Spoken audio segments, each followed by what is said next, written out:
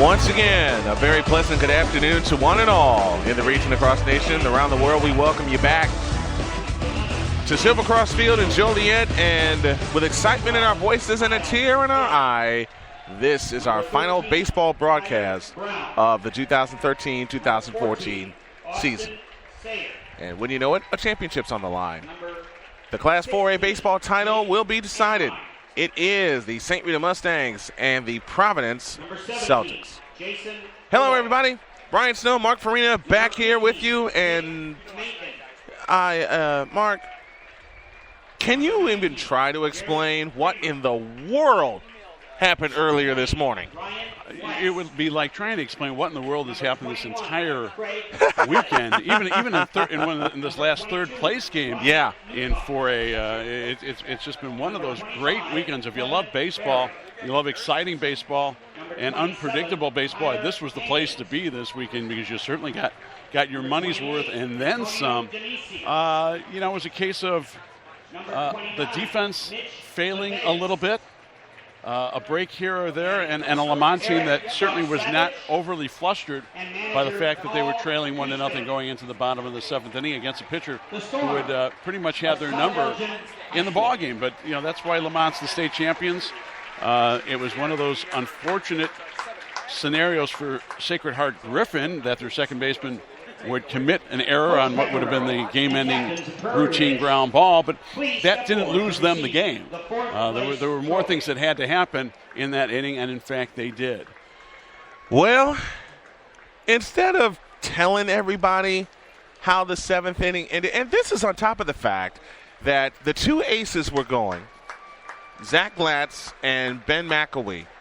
Zach Glatz for Lamont, Ben McElwee for Sacred Heart Griffin. So, and a pair of lefties, tall lefties, one of them 6'4", the other 6'2". Right. Matched each other, goose egg for goose egg, defensive gem for defensive gem. It took an error for the Cyclones to finally break through. And the first two men get out in the bottom of the seventh, and you thought McElwee is 1 out away from pulling off the impossible. One, beating a team that was the top-ranked team in the state for a while. And beating the top-ranked pitcher in Jake Latz, the stud pitcher, along with his catcher, Mike Papersky, who will be going to either LSU to play college baseball or go to the Toronto Blue Jays farm system where they were drafted by. And they decided they would do that together. Yeah, and it wasn't Papersky who played the key role as we would have expected during that game with his offense, but it was a couple of relative. Well, the kind of the underdogs, the dark horses that you weren't expecting necessarily big stuff from. Well, here's how the seventh inning shook out. And we're talking about the bottom of the seventh inning after Sacred Heart Griffin took a 1-0 lead. And we're going to have a little while before our 4A championship begins. That's why we're on early with our pregame show, and we welcome everybody again. Here's what happened in that seventh inning. Nick Wiz, the second baseman, lined out to first. Out number one. Ryan Tucker grounded out to second, out number 2. Then the fun began. Garala singled to start the rally. He was run for by Charlie Wright, who was yesterday's winning pitcher. Glista, the left fielder, reached on an error to the second baseman, which should have been the out that clinched the championship for Sacred Heart Griffin. And let's give a little credit to Jamie Glista, the number 9 hitter. Yeah. It was a great at-bat just to get to the point where you put the ball in play rather than striking out or popping up, a little blooper. He battled for that at-bat, which as he did pretty much all day. And also, and this was pointed out by a couple of the sports writers here, if he hits the ball, routine ground ball to second base and goes, oh, damn, season's over. Mm-hmm. But he didn't. He ran to first base. He didn't dog it. He raced to first base. He raced to first base. And the bobble was just enough to allow him to get to first base before the throw. Then the leadoff hitter, Dewars, walked to load the bases, setting up center fielder Ryan Folliard, who was 0 for 3 until that point. And the one person, and we had talked about it up to that at bat, that needed something to happen for him because he had been 0 for 3 to that point, delivers this. And I'm nervous right now. Bags full of engines. Out of the stretch, the 2-1. A swing in the line, drive in the center field. Murphy is in.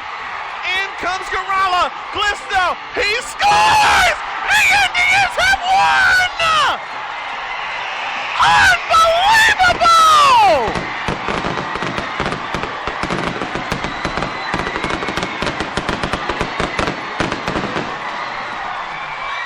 Wow! The one man who was overdue has come through and has won the Lamont Indians a state championship in the immortal words of the late great Jack Buck.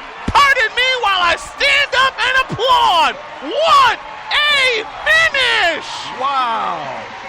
Unbelievable. Absolutely unbelievable. And Garala knew it when he came across the plate because Glista can fly. He was right behind him. And heartbreaking loss, and you can see a couple of the players, word. Center fielder, a couple of the players on the ground.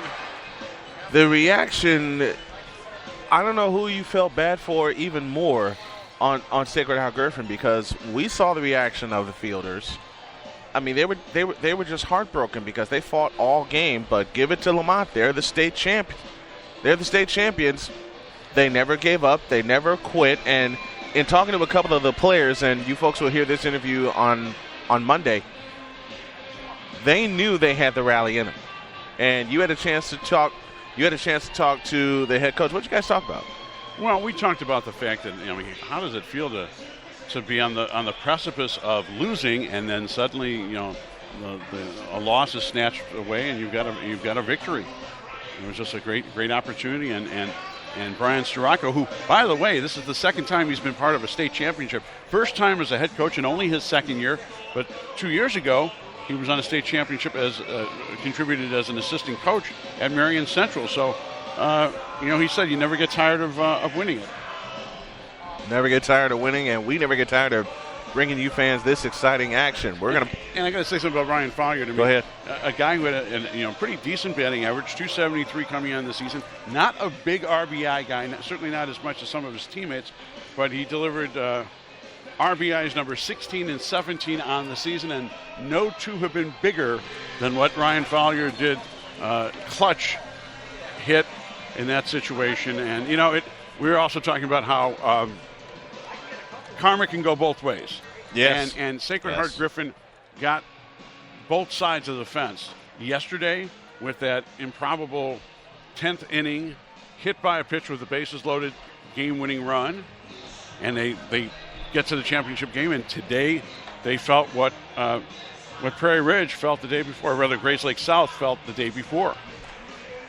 Well, we got a lot more to talk about as they prep the field and the teams get ready to take the field for this 4A championship. And if it's anything like what we saw this morning in 3A, we're going to have a lot more fireworks. We'll pause for a few minutes, and we continue our prelude to a championship presented by Subway of Joliet after this. Phone app, but thought it was too expensive? Here is something even better. The best custom mobile page QR system in the world, designed for smartphones, iPhones, and tablets. Have the business card of the future for our mobile world. It includes your own customizable mobile page with unlimited flexibility, your contact info, YouTube channel, videos, events, specials, audio, and more, all on your mobile page. Your own back office so you can make real-time, unlimited updates and changes as often and as much as you want. One code is all you will ever need as you change anything in real time from your back office. This is your business card on all ads, Facebook, t-shirts, flyers, and doorways everywhere. All of this for $99.90 a year plus a $3 payment fee. Visit www.qr2015.net for more information or call 312-802-1208. That's 312-802-1208. The future is in your hands. Call or visit online today.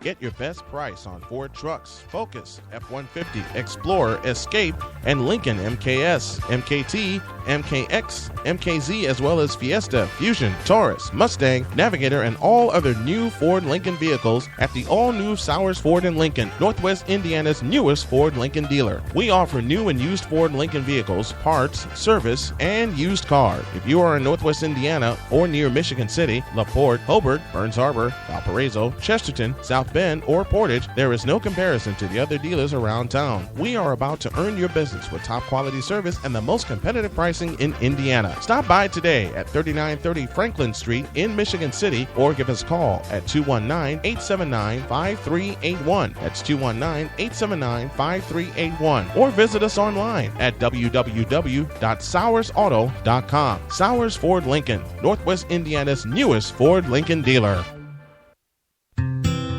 You do a lot of thinking on a bike about your life, family, your dreams.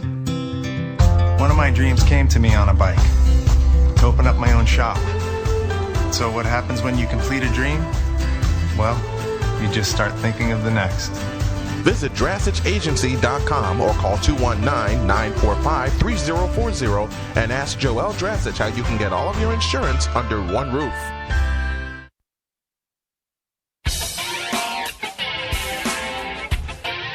This is the 2014 Class 4A State Baseball Championship on the Arena Sports Network.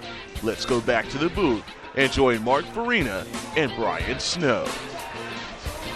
We are indeed back here at Silver Cross Field in Joliet as the 4A Championship will be decided in a little over 20 minutes from now. You're inside a prelude to a championship presented by Subway. Mark Farina, Brian Snow here with you, and let's have a little fun while St. Rita has taken the infield. Here's the subject we're going to talk about. We're going to have a little fun talking about this, not only now but throughout the course of the broadcast. You brought up something that's very interesting and very fun to talk about, and that's some of the uniforms that we've seen over the years that can be an absolute nightmare. Yeah. And both teams have opted to go with their dark uniforms. St. Rita with the dark navy blue uniforms and Providence in the black. What was the worst uniform you had to decipher? I'll tell you where the uniforms really become much more. Here, at least with baseball, you can it's a slower pace. You don't have to be as on top of numbers as you are for football. Football is the real challenge because of the weather conditions, the distance from the press box. That's why Jack Rickhouse used to always say the toughest sport to do well as a play-by-play announcer is football, and I concur with him on that point. The late great Jack Rickhouse, a good friend. I'll tell you one in particular that stands out was a uniform with one of the charter high schools in Chicago. And we're very good friends with the folks in the Noble Street Network, but Roe Clark's football uniforms, because they were kind of a script type of a number, and the color scheme kind of blended together, and depending on the lighting of either Hanson Stadium or Lane Stadium, where I've announced from, that was a tough one. And also Gordon Tech, as much as I love the Rams, Gordon Tech, which will now become DePaul Prep or DePaul Academy, when they would have their orange uniforms with white numbers, that wasn't too good either. And then most recently, in the Public League semifinals and championship game in baseball, unique uniforms honoring breast cancer awareness for Morgan Park. The pink uniforms? Well, they weren't pink uniforms, but the pink ribbon that signifies breast cancer awareness was put on the back over the top of the numbers.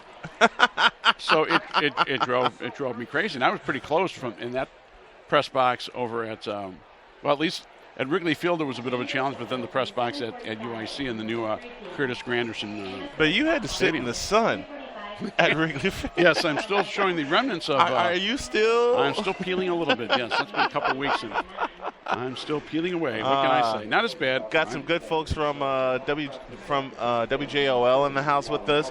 My good buddy Keith Myers out of Indianapolis. He's going to join me on the afternoon locker room tomorrow to preview these, but we're going to give you the list of the state baseball finals that are set for Victory Field in Indianapolis next Saturday. Rockville versus Shakamak. I hope I'm saying that right. That's in Class A.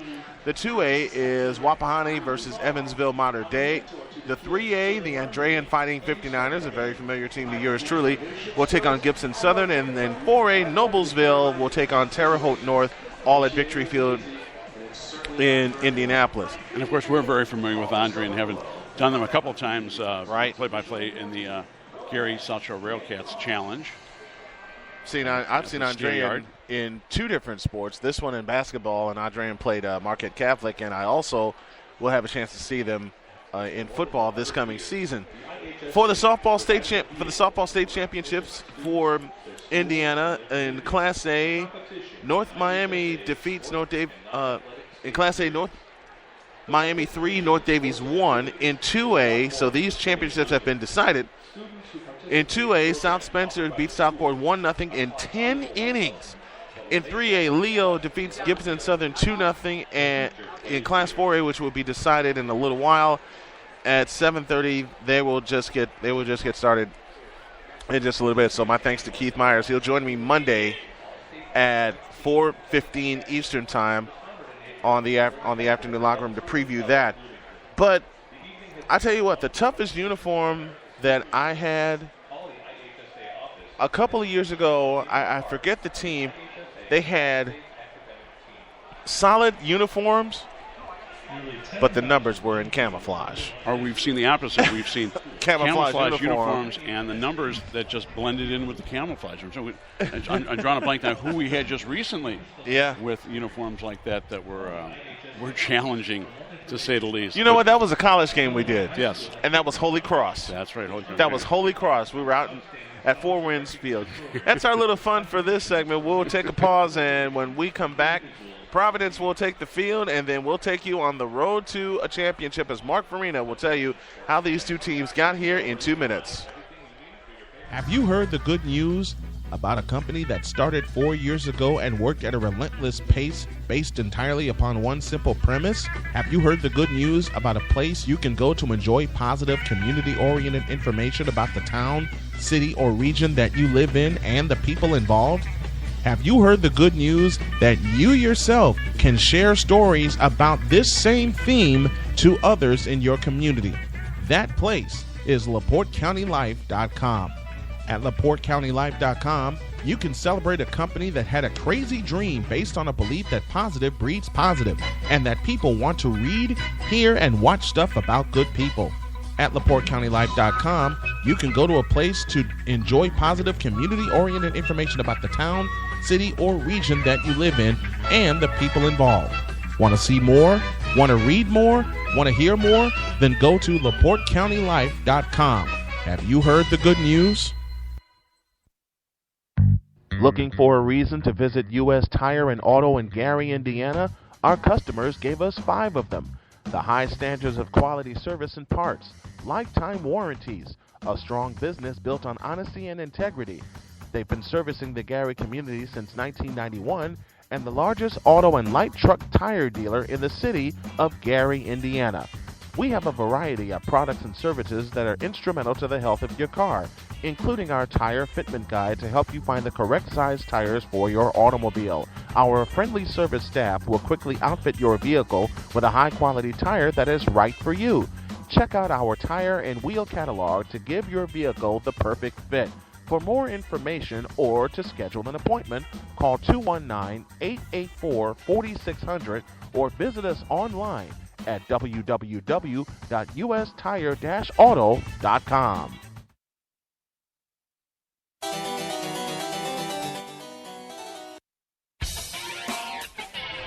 Prelude to a championship on the Arena Sports Network. We continue our prelude to a championship presented by Subway of Joliet, and now we take a look at the road to the championship game presented by U.S. Tire and Auto of Gary, Indiana, servicing Chicagoland and Northwest Indiana since 1991. Visit ustire-auto.com. Here's Mark taking a look at how the teams got here. Well, if there's a dark horse in this championship game or in this whole championship series between both 3A and 4A, it would be the Providence Catholic Celtics from next door in New Lenox. They finished in 5th place in the Chicago Catholic League's Blue Division, but they got hot at the right time, becoming champions of the Lockport Regional.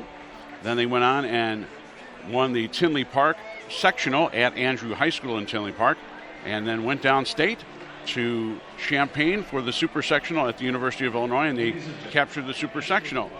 And of course, to get to this championship game this weekend, they defeated the Prairie Ridge Wolves in a wild game by a final score of 8-7, a game that they led 8-2. They scored 6 runs in the bottom of the 6th inning. Looked like they were going to coast to the victory, but then gave up 5 runs in the top of the 7th and held on for dear life to beat Prairie Ridge. But going backward to the regionals, they pulled off their first of a number of upsets, defeating the Lockport Porters 4-2 in the regional semifinals at Lockport High School. They then defeated Catholicly rival the Brother Rice Crusaders 5-4 in the regional title game. In the sectional semifinals at Andrew High School, they defeated the Sandburg Eagles 5-3 in what was another upset, if you will, and beat a very good Lincoln Way North Phoenix team in the sectional championship game in Tinley Park by a score of 9-3. In the super sectional, which was played at the University of Illinois in Champaign, they defeated the Edwardsville Tigers coming from behind to defeat them 6-5. In that game, Dylan Rosa, as he did for the most part in all the playoff games, was the big gun late with a 3-run double in the 7th inning to win it behind our starting pitcher today, Jake Godfrey, who had a complete game victory. So they come in with a record of 27-14, does Providence. They've outscored their opponents narrowly for the most part, 37-24. Now, St. Rita's Mustangs, on the other hand, they've been dominant. They're 37-4 on the season. Took second place in the Catholic League Blue Division. They beat Providence in the 3 meetings between those schools this season, so they've dominated Providence for the most part. They were champions of the Berwyn-Cicero Regional at Morton High School, also champions of the Revis Sectional, the Burbank Sectional at Revis, and champions of the Crestwood Super Sectional at Standard Bank Stadium. They got here by defeating the Hubbard Greyhounds 5-0 in the regional semifinals. They shut out the Morton Mustangs 10-0 in the regional title game, easily won the regional, kept rolling along, defeating Lyons Townships of LaGrange Lions 2-0 in the sectional semifinals in Burbank. In that championship game at Burbank, they defeated the defending Class 4A champion Mount Carmel Caravan 4-3 for the title. And then in the super sectional, eked out a 2-1 victory over Downers Grove South Mustangs. Jake Shepsky getting the win in that game, and he'll be pitching today. Got out of it a 6th inning bases loaded jam to preserve the victory. And then here in Joliet yesterday, they defeated the South Elgin Storm 4-2 in the state semifinals. They have outscored opponents 27-6.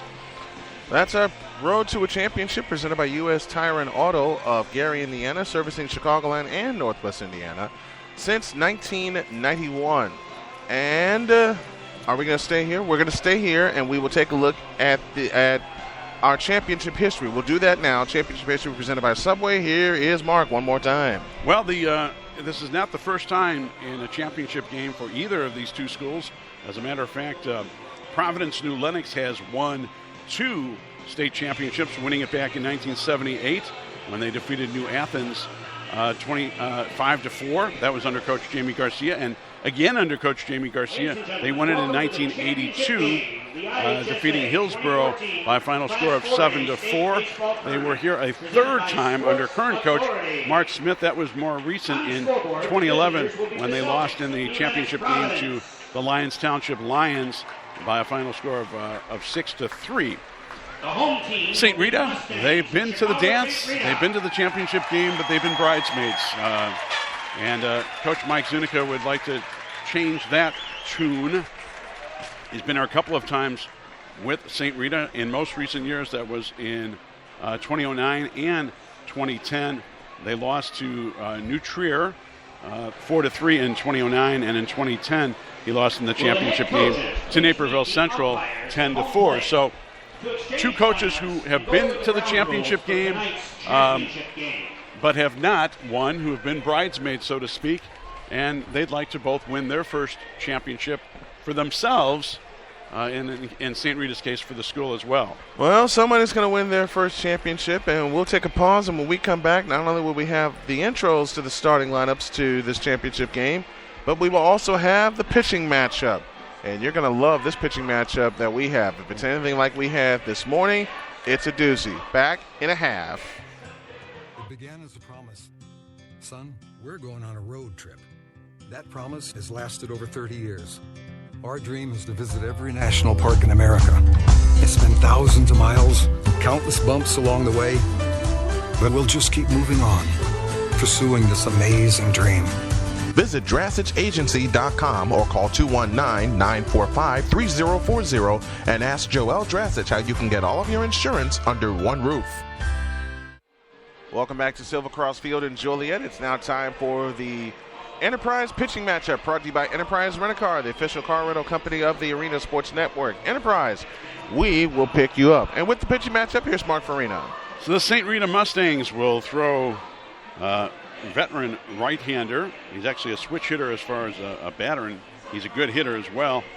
Right-hander Jake Shepsky, the 6-foot, 180-pound senior, will be making his 19th appearance on the season, a record of 7-1, 46 2/3 innings pitched. He's given up 39 hits, 9 earned runs, walked 12, struck out 49, so an over 3-to-1 strikeout to walk ratio with a sparkling 1.35 earned run average for Shepsky. Also a fine hitter.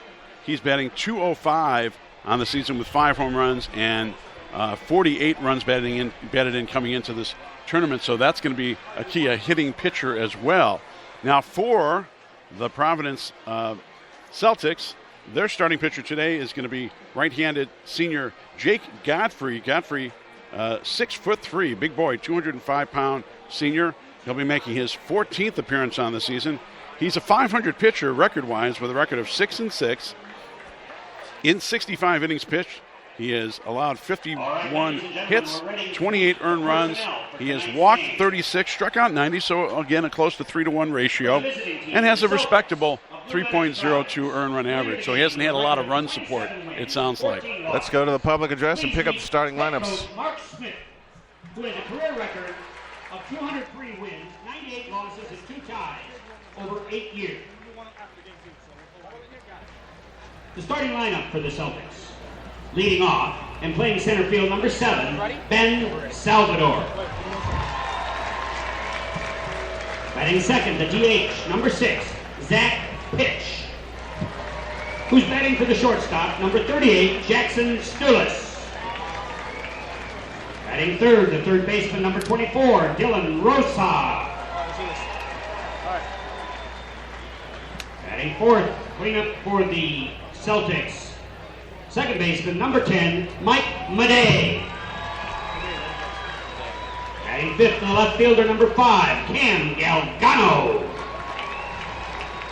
Batting sixth and pitching, number 23, Jake Godfrey, who's warming up down in the bullpen.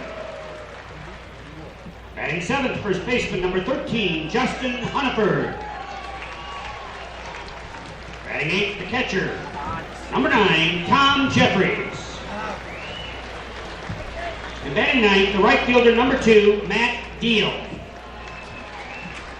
And here's the rest of the Providence Celtics. Join your teammates on the first base line, please.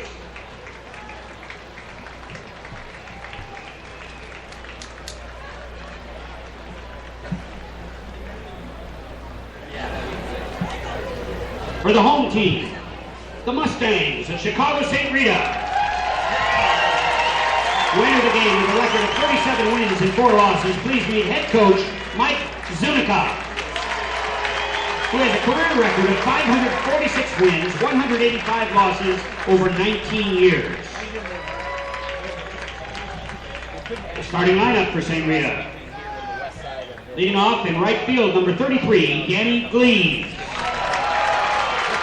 Batting second, the center fielder, number 22, Shane Peisker. Tonight's pitcher, number 6, Jake Shepsky. And cleanup for the Mustangs. Third baseman, number 2, Tyler Hallis. Playing first base, number 25, Nick Goldsmith. The catcher, number 7, Nate Soria. Batting seventh, the shortstop, number 8, Marty McKenna. The 8th batter for the Mustangs, the designated hitter, number 42, Tony Farron, who's batting to the left fielder, number 51, Mateo Zunica. Batting ninth for the Mustangs, second baseman, number 3, Chris Delgadillo. With the rest of the Mustangs, please join the coach on the third base line. The umpires for tonight's championship game. Behind the plate, Bob DeLeonardis from Chicago. At first base from Homewood, Andre Morgan. And at third base from Bolingbrook, Dave Seastrom. Ladies and gentlemen, we ask you now to stand and face the colors in left center field.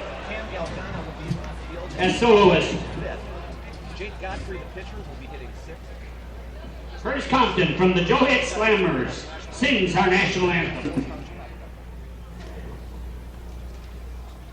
Oh, say, can you see by the dawn's early light what so proudly we hailed at the twilight's last gleaming, whose broad stripes and bright stars through the perilous fight o'er the ramparts we watched were so gallantly streaming, and the rocket's red glare, the bombs bursting in air, gave proof through the night that our flag was still there. Oh, say does that star-spangled banner yet wave o'er the land of the free and the home of the brave. We have a terrific crowd on a terrific night for championship baseball. I would estimate today we probably have close to 2,000 to 3,000 people here. Pretty evenly matched up as far as Providence fans, obviously being next door to New Lenox and the south suburbs and Will County, and then folks coming in from the city, from St. Rita. So it's a great crowd, very befitting of a championship game, especially between two heated rivals. Providence, of course, known for all their championships over the years in football and in particular in wrestling. St. Rita obviously is equally well known for championships in football, and they've also had some pretty darn good basketball teams over the years as well. And here we go. It's time to meet the Subway's starting 9 for this 4A championship. The Celtics line up this way. Leading off the center fielder, Ben Salvador. Zach Pitch bats second. He's the DH. Dylan Rosa bats third. He's at third. Mike Madej bats fourth at second base. Cam Galgano bats fifth out and left. Jake Godfrey bats sixth. He'll pitch. Justin Hunterford bats seventh. He's at first base. Tom Jeffries bats eighth. He'll catch. And Matt Deal will bat ninth out in right field. That's your Subway starting 9, brought to you by Subway of Joliet. With the American Family Insurance defense for St. Rita, here's Mark. And let's take a look at the Mustangs defense left to right in the outfield. It will be Mateo Zunica in left field. The center fielder is Shane Piesker. Over in right field, Danny Gleaves. The infield third to first of Tyler Hallis at third. Your shortstop, Marty Beckenat. And over at second base is Chris Delgadillo. And over at first, Nick Goldsmith with your starting battery of starting pitcher Jake Shepsky and starting catcher Nate Soria. 320 down each line, 375 to the power alleys, and 405 to straightaway center field here on a gorgeous evening here in Joliet, Illinois, as we get ready for the 4A championship and our final broadcast of the Arena Sports Network spring season and final baseball game of the year. Ben Salvador steps into the left-handed batter's box. Jake Shepsky is ready with the glove at his chest. He'll rock, kick, and fire. He fires a strike, and we're underway. 6:08 p.m. Central Daylight Time. First pitch temperature 81 degrees on a beautiful evening here at Silver Crossfield and Joliet. From the chest high wine, here's the 0-1. Swing and a miss on a changeup, and the count's 0-2. Ben Salvador, a .382 hitter on the season. He does have a home run and a triple. 15 runs batted in for Providence. From the windup, the 0-2. A swing and a foul out of play to the left, right on the roof, doink, and down into the Mustang throng. The facade of the roof. It didn't quite make the roof and bounced back into the seats. It hit a part of the roof, all right? Give me that. Right. Okay, I'll give you that. Get your architecture straight. Damn, you're in Chicago. Come on. The 0-2 again, fastball high and wide, and the count's 1-2. And if you've never been to Silver Cross Field, what a gem of a ballpark this is. What fun it is to come out here. It's kind of an undiscovered gem. In a lot of ways, right here in downtown Joliet, right next to the, or across the street from. Oh, the 1-2 pitch is just out. The 0-2 pitch is just outside, and it's 1-2. Right across the street from Joliet Union Station, so you can get here by the Metro Rock Island, or for that matter, Amtrak lines that come in. Here's the 2-2, swinging a pop-up. Third baseman into foul territory, makes the catch as Tyler Hallis makes the catch. One down in the first. And Zach Pitch will step in with his lovely spelled name that confuses the life out of most people. And that's a P-Y-C-H is how it's spelled, but pitch is how you pronounce it. And Pitch swings at the first pitch and grounds it to first. First baseman up with it, and it's called a foul ball. I was going to say, because he was being awfully nonchalant running the ball to first base. I didn't see the call from the umpire, but yeah. I just happened to see it at the last minute. Shadows are starting to become an issue. The lights are on already, and we're all home. We don't really need them quite yet, but it will be a bit of an issue in a few minutes when the shadow completely covers home plate. Zach Pitch in the left-handed batter's box awaits the 0-1, and here it is. Inside, 1 ball, 1 strike. Although, of course, you have the advantage of the pitcher being in the sun, watching the ball come to you. Shevsky is ready. He'll kick and deal. Fastball outside, and the count's 2-1. But then you do have the shadows of the light stanchions here, which can play a little bit of trickery at this time of the day. Wind is blowing out. And a swing and a pop-up. Third base side, foul territory. It drops out of play. Neither of them could quite get to it. Dropped right in front of the tarp down the third base side. The wind is blowing out fairly steadily, and I would say fairly straight. Mostly, let's say, a right to left wind, but it is pretty straight out to dead left. So if you get the ball up in the air, the wind could help you a little bit. Zach Pitch at the plate with a 2-2 count with a 1 down here in the top of the first. And I think yesterday the wind was blowing left to right for most of the day. Shevsky into the chest high wine and the 2-2. A swing and a foul to the backstop. We'll do it again. By the way, happy Father's Day tomorrow to you, Brian. Thank you very much. Your lovely daughter, Donna. And the same to you, my friend, with your bouncing baby boy, who is 15 right now. That's right. He's not a baby Lewis anymore. Is 15. He's starting. My wife's concerned he needs to start to shave. You know, us Italian, the dark ones. The wind and the 2-2. A swing and a shot towards short and caught it short by Beckna. Soft line drive, easy for Beckna. Yeah, it's hard to believe that my baby is now 15. It's hard to believe. He definitely has the southern Italian Sicilian looks that he inherited from Dad, not the blonde Polish looks from my wife. He's got some beautiful features of my wife, but he definitely. They used to say he looked like he dropped right out of Mark when he was born. Dylan Rosa now stands in. The wind and the pitch to Rosa, bounces to the backstop. You've seen that favorite photo, by the way, that I have of Lewis. Yes. Of him at 4 months. I'll show it to you right now just to flip it. The one that gets all the gasps from people at 4 months old. Oh, yeah. My little wildebeest. So happy birthday to all the fathers. The wind up in the Happy Father's 1-0. Day. A swing and a grounder deep in the hole. It's second. Delgadillo throws, and it's not in time. Pulled him off the bag, but it took a funny hop off the grass, kind of like spinning like a top to the second baseman. So it was a definite slow roller and would have been a tough play even if the throw had been on the mark. Score that a hit as Rosa reaches, and Rosa continues his damage in the playoffs. He's been just virtually unstoppable. He has been the big gun late, hitting with the big clutch hits and RBIs throughout these playoffs for Providence. And the home plate umpire said, I need some new agates, please. And he will get some. Yes, of course, a fine young Italian boy. I mean, that really plugs in wherever we can. Well, I've shown you pictures of my little girl. Yeah, she's adorable. She is a doll, and she's a year and a half old. This is just incredible. That's right. Well, she's almost a year and a half flies. old. Yeah, time has really flown. Here's the pitch. A bunt out the third baseline. Good This one, is trouble. Put it in your back pocket. That's an infield hit. Smart move by the pitcher, Shepsky, to just hold on to it. He really had no chance. The only thing he could have done is probably throw it away. So he did the right thing. Perfectly placed bunt. Okay, now what's this with 2-out rallies? Here we go again with that, although this one's early. And here is the left fielder, Cam Galgano.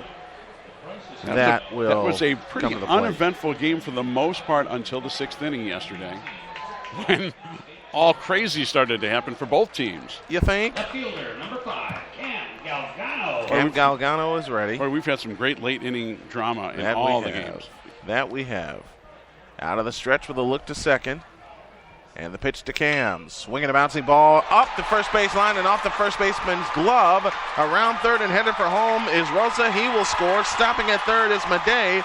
And the underdog Celtics take a quick 1-0 lead. And that's a hit. It was a diving attempt by the first baseman. He just was able to get his glove on it, but it skipped past him into shallow right field, allowing Rosa to score easily from second base.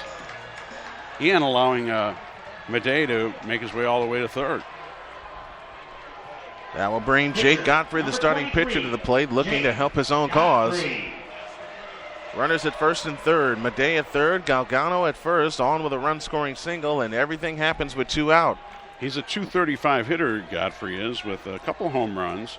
He's only got 6 runs batted in. Not a big hitting threat, but hey.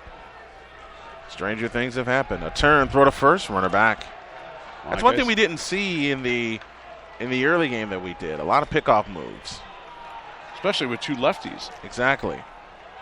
Well, they were bent on getting the hitters. And they did that and then some. They did a very good job, yes. They did that and then some. Here's the pitch.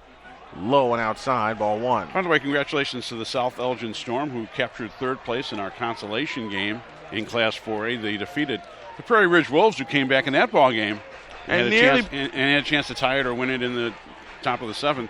That was a 6-5 final score for South Elgin. A step off toward third and a turn toward first, but no throw. And in the Class 3A 3rd place game, it was an easy win for Metamora, the Redbirds, with a 10-1 victory over Grays Lake Central's Rams. Shepsky out of the set position. The pitch. A swing and a miss, and the count's even 1-1. It's a nice little consolation. It's tough to lose in the semifinals, but hey, at least you come back and finish your season with a victory and you take home a consolation trophy, which 20 years down the road you'll be very proud of. Maybe not this moment because you lost in the semis, but you believe me, you'll appreciate it down the road. You'll be talking about this one. Yes, the Fenger Titans, your alma mater, have talked about being in the state finals twice and winning it once. Before you were around, mind you. Well, no, they had one recently with you. Here's a swing and a miss on a high fastball to Jake Godfrey. The count's 1-2. The championship was a long time ago, but the second time appearance in the championship game was fairly recently for the Fenger Titans. That was back in '86.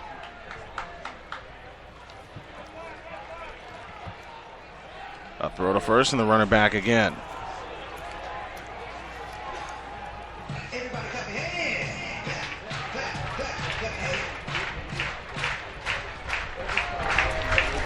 One ball, 2 strikes, 2 down from the set. The 1-2. A swing and a miss. He struck him out, and this inning has come to an end. But 1 run, 3 hits, no errors, and 2 men left on. We go to the bottom of the first. Providence 1 and St. Rita coming to bat. You're listening to the 2014 IHSA Class 4A Baseball Championship. And you can hear it live on the Arena Sports Network. Quality products from Bridgestone, Firestone, and great service is what sets U.S. Tire and Automotive apart. Our service department specializes in brake service alignments and oil changes for customers just like you. Come pay us a visit at 3350 Grant Street in Gary, Indiana, or call 219-884-4600, or visit us online at ustire-auto.com.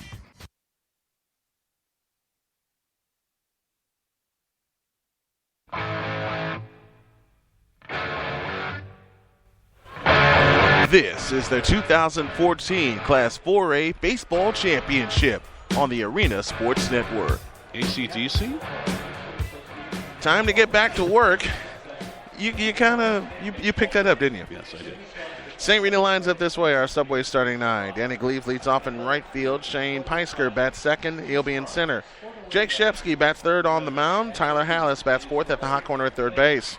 Nick Goldsmith bats fifth. He's at first base. Nate Soria bats sixth, and he'll catch.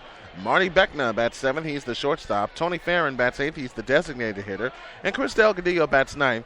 He is at second base. Gleaves, Peisker, Shepsky, the first three. Hallis, Goldsmith, Soria, the next three. Bikina, Farron, and Delgadillo round out the order. That's your subway starting 9. Let's meet the American Family Insurance defense with Mark Farina. And taking a look left to right for the Providence Celtics, Cam Galgano will be in left field. Center fielders Ben Salvador, and over in right will be Matt Deal. The infield third to first of Dylan Rosa at third. Your shortstop is Jackson Stulis at third base. Dylan Rosa at third. Stulis at short. Second baseman is Mike Madej. And over at first is Justin Hunniford. Your battery of Tom Jeffries. And starting pitcher, who is today Jake Godfrey. Yes, Jake Godfrey. I'm sorry. I was right the first time.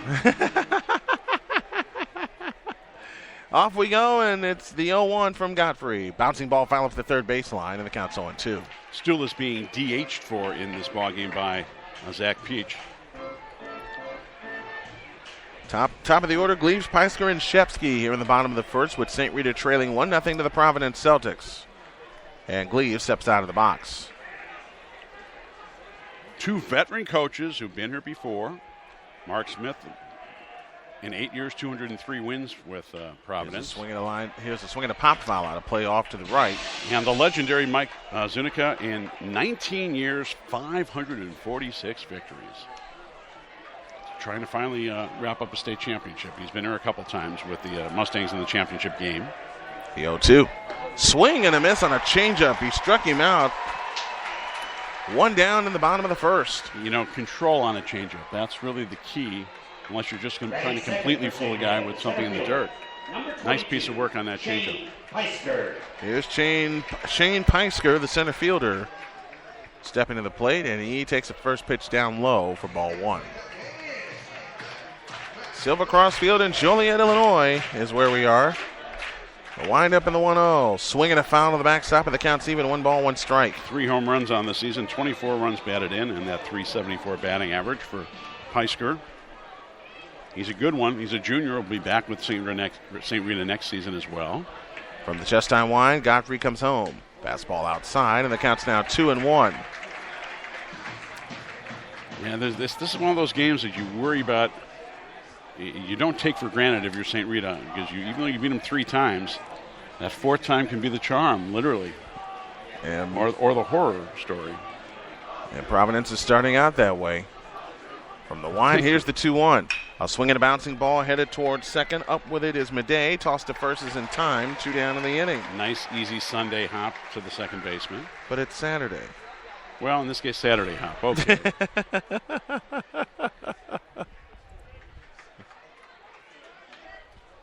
Of course, it's been a great day. Congratulations, of course, to the Lamont Indians. 2-1 championship game victors over the Sacred Heart Griffins in that heart-pounding 7th inning.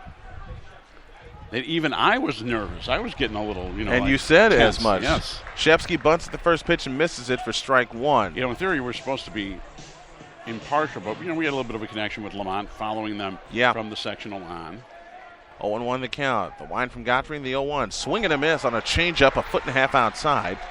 And the count's 0-2. And notice they've got a rooftop view out in left field, the building out there with a concession stand. And now that's a rooftop view. That's cool. I like that. That's a rooftop view. The 0-2. Swinging a shot foul to the left. Headed for the picnic area berm, and there go the kids chasing after it. That's right. And they're not Vipers off the Chicago Cubs no. product. Oh, I got a dear friend. Which I've never thought it was a bad idea. No. I'm not knocking them for that, but don't tell the Cubs what to do with their ballpark. The wind, the 0-2, swinging a foul. We'll do it again. I got a dear friend who graduated from University of Phoenix today. She's out in Nebraska, and her name is Anna Schooley. Her and her family, including her husband Sean and her daughter Rihanna, all tuning in before they go to Anna's graduation party. So thank you for tuning in. The 0-2 outside, 1 ball, 2 strikes. And our weather is nicer here right now than it is out there. She's going to beat you up for that. Because Okay. every time I've known her about 9 years, and she beats me up every time. Here's a swing and a shot foul all the way out of the ballpark. You know, as far as the lousy spring that we had, obviously rotten winter, and the lousy spring which really affected baseball all around here. The last couple of weeks, the weather's been delightful. We had a great weekend last weekend. I will take nice night on Monday, and then this beautiful weekend here. Yeah, I'll take this take year round. Yeah. My favorite weather right now, what we have. A 1 ball, 2 strike pitch, swinging a foul to the back. We'll do it again. As you know, I'm not Mr. Sunbather. Not with the body that I have anymore. I've never been a sunbather, but the first game we ever worked together out in Palos Hills kind of beat us both up. I was thinking about you at Wrigley Field for the public league semifinals when I was frying outside doing the public address right there. I know it. Been there, done that, got the Not T-shirt. a bad seat, but it was just hot. 8 hours, sun, no clouds, and not enough. Not enough roof. Well, also not enough 1-2 suntan lotion. Outside, 2 balls, 2 strikes. Yeah, but my friend Anna is celebrating her graduation from the University of Phoenix. Congratulations. And she has worked very hard to reach her goal, and I know she's got more in mind after that. Time is called. You know, the online opportunities for degrees have really exploded, and Yeah, that's they great have. to see. My niece Lauren is Next one's outside. My niece Lauren Farina Pareto is now an adjunct professor online for the University of Southern California, but based Great. here in Chicago. That's great. 3 balls, 2 strikes, 2 down here in the bottom of the first, and time is called as Jake Shepsky didn't like what he saw. Now he steps back in. The payoff pitch. A swing and a bouncing ball to first. Grabbed at first by Hunniford, and that will take care of that. A 10-pitch battle ends with a ground ball to first. We played an inning, and we have a score of Providence 1, St. Rita nothing. You're listening to the 2014 IHSA Class 4A Baseball Championship, and you're hearing it live on the Arena Sports Network. Have you heard the good news about a crazy dream based on a belief that positive breeds positive and that people want to read, hear, and watch stuff about good people? Have you heard the good news about a place you can go to enjoy positive, community-oriented information about the town, city, or region you live in and the people involved? Have you heard the good news about a place where you can celebrate what is right in the world, share it with your friends, family, and community, and neighbors at school, work, or place of worship, and have fun doing it? Well, there is such a place. That place is LaPorteCountyLife.com. LaPorteCountyLife.com is all about the positive, not the negative, bringing out the best and not the worst, and all about promoting positivity in your community. LaPorteCountyLife.com. Have you heard the good news?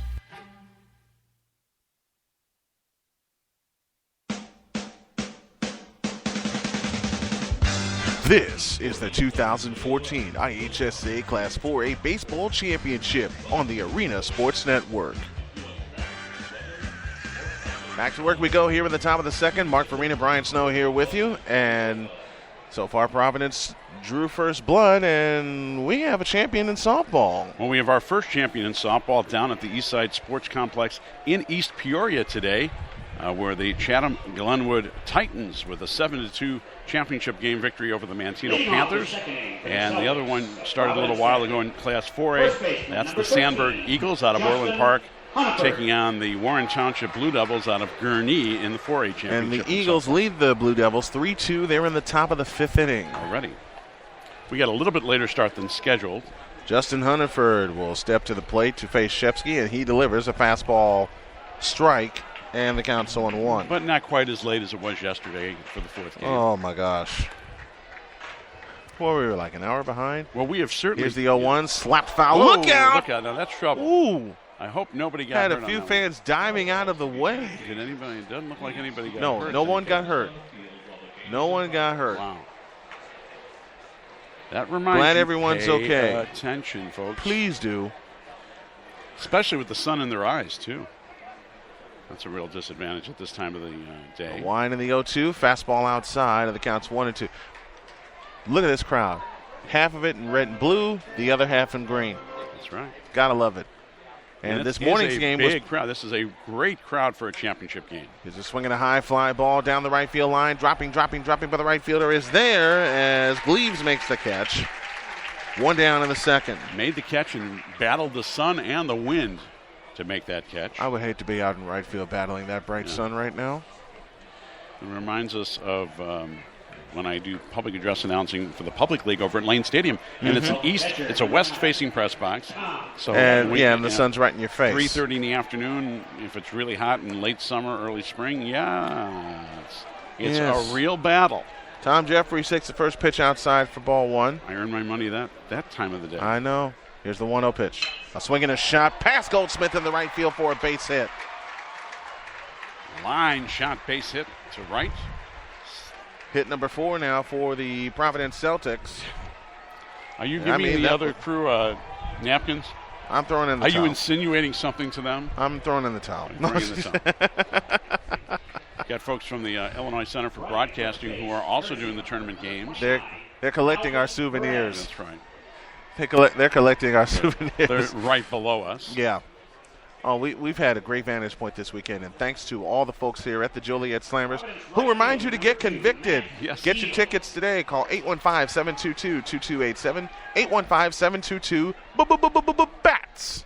2287, the Joliet Slammers. I love their theme. And I believe they were the runners-up in the Frontier League. Here's a toss to first and the runner back. Won by the Schaumburg Boomers, who are owned so by we've covered the gamut this year. Group that owns the Railcats. South Shore Railcats, yeah.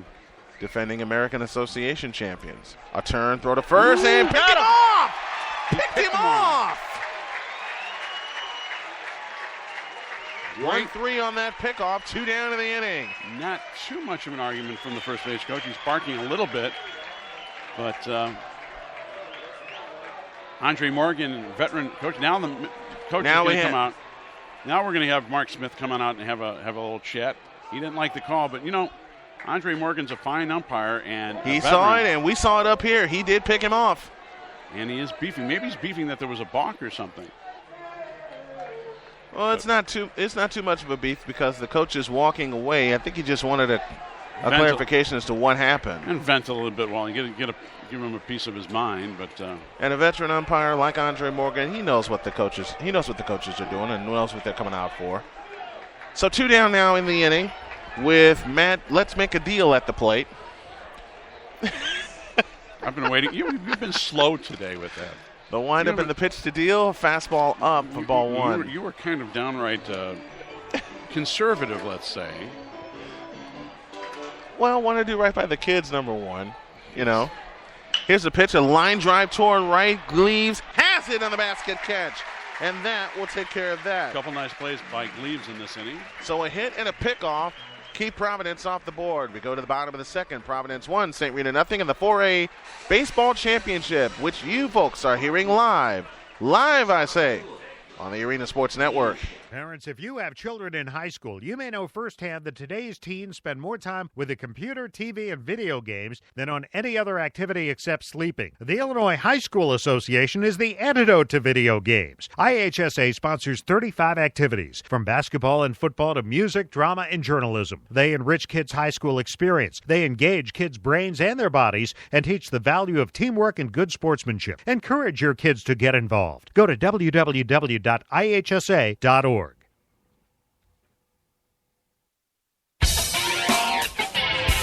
This is the 2014 Class 4A Baseball Championship on the Arena Sports Network. Mark Farina, Brian Snow here with you as we get back to work here from Joliet's Silver Cross Field. I don't know about you, but I've had a ball the last 2 years coming down here. Oh, this is wonderful. Well, and I got to thank you, Brian, because this is our 3rd year working together. Of course, it's been certainly a great pleasure to do that. We've known each other for about 10 years, I would say. But it's been a pleasure because you've introduced me to minor league baseball, at least the facilities and some of the teams and everything that previously I was aware of but really hadn't pursued other than Schaumburg in particular to see much of. Right. And driven by welcome. Gary all those times on the tollway.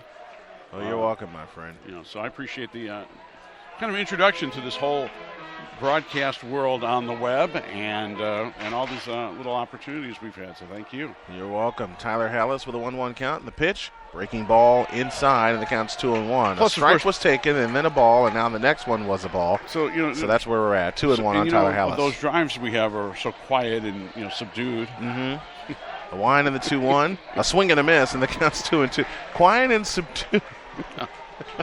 Driven off the road almost a few times. Especially with our love of the comedy of one George Carlin. Absolutely. The wind in the 2-2. Swing and a miss. Struck him out. Tag in the back. 1 down in the second. Second strikeout of the ball game for Jake Godfrey. Both of the swinging variety. Struck out the first batter in the ball game on the bottom of the first inning, Danny Gleaves. Now the man they call Goldie, Nick Goldsmith, steps in for the first time to face Godfrey. And the pitch to Goldie is a breaking ball inside for ball 1. Goldsmith batting .413. He's got 9 home runs, 46 runs batted in. You hear what they're saying, right? The wind and the 1-0 to Goldie is a fastball strike right down the middle. The count's even a 1-1 strike. Also plays a little bit of football. You think? As you would expect at 6'3", 220, the senior for the Mustangs. I'd say wide receiver or tight end. Yeah, he does play something. Got you. The wind and the 1-1. Breaking ball strike, and the count's 1-2. This is the second game that I'll be involved in one form or another as an announcer for a game involving St. Rita. You did the prep. Of course, you did the prep bowl. You did the public address for the prep bowl at Soldier Field, which St. Rita won, defeating Simeon.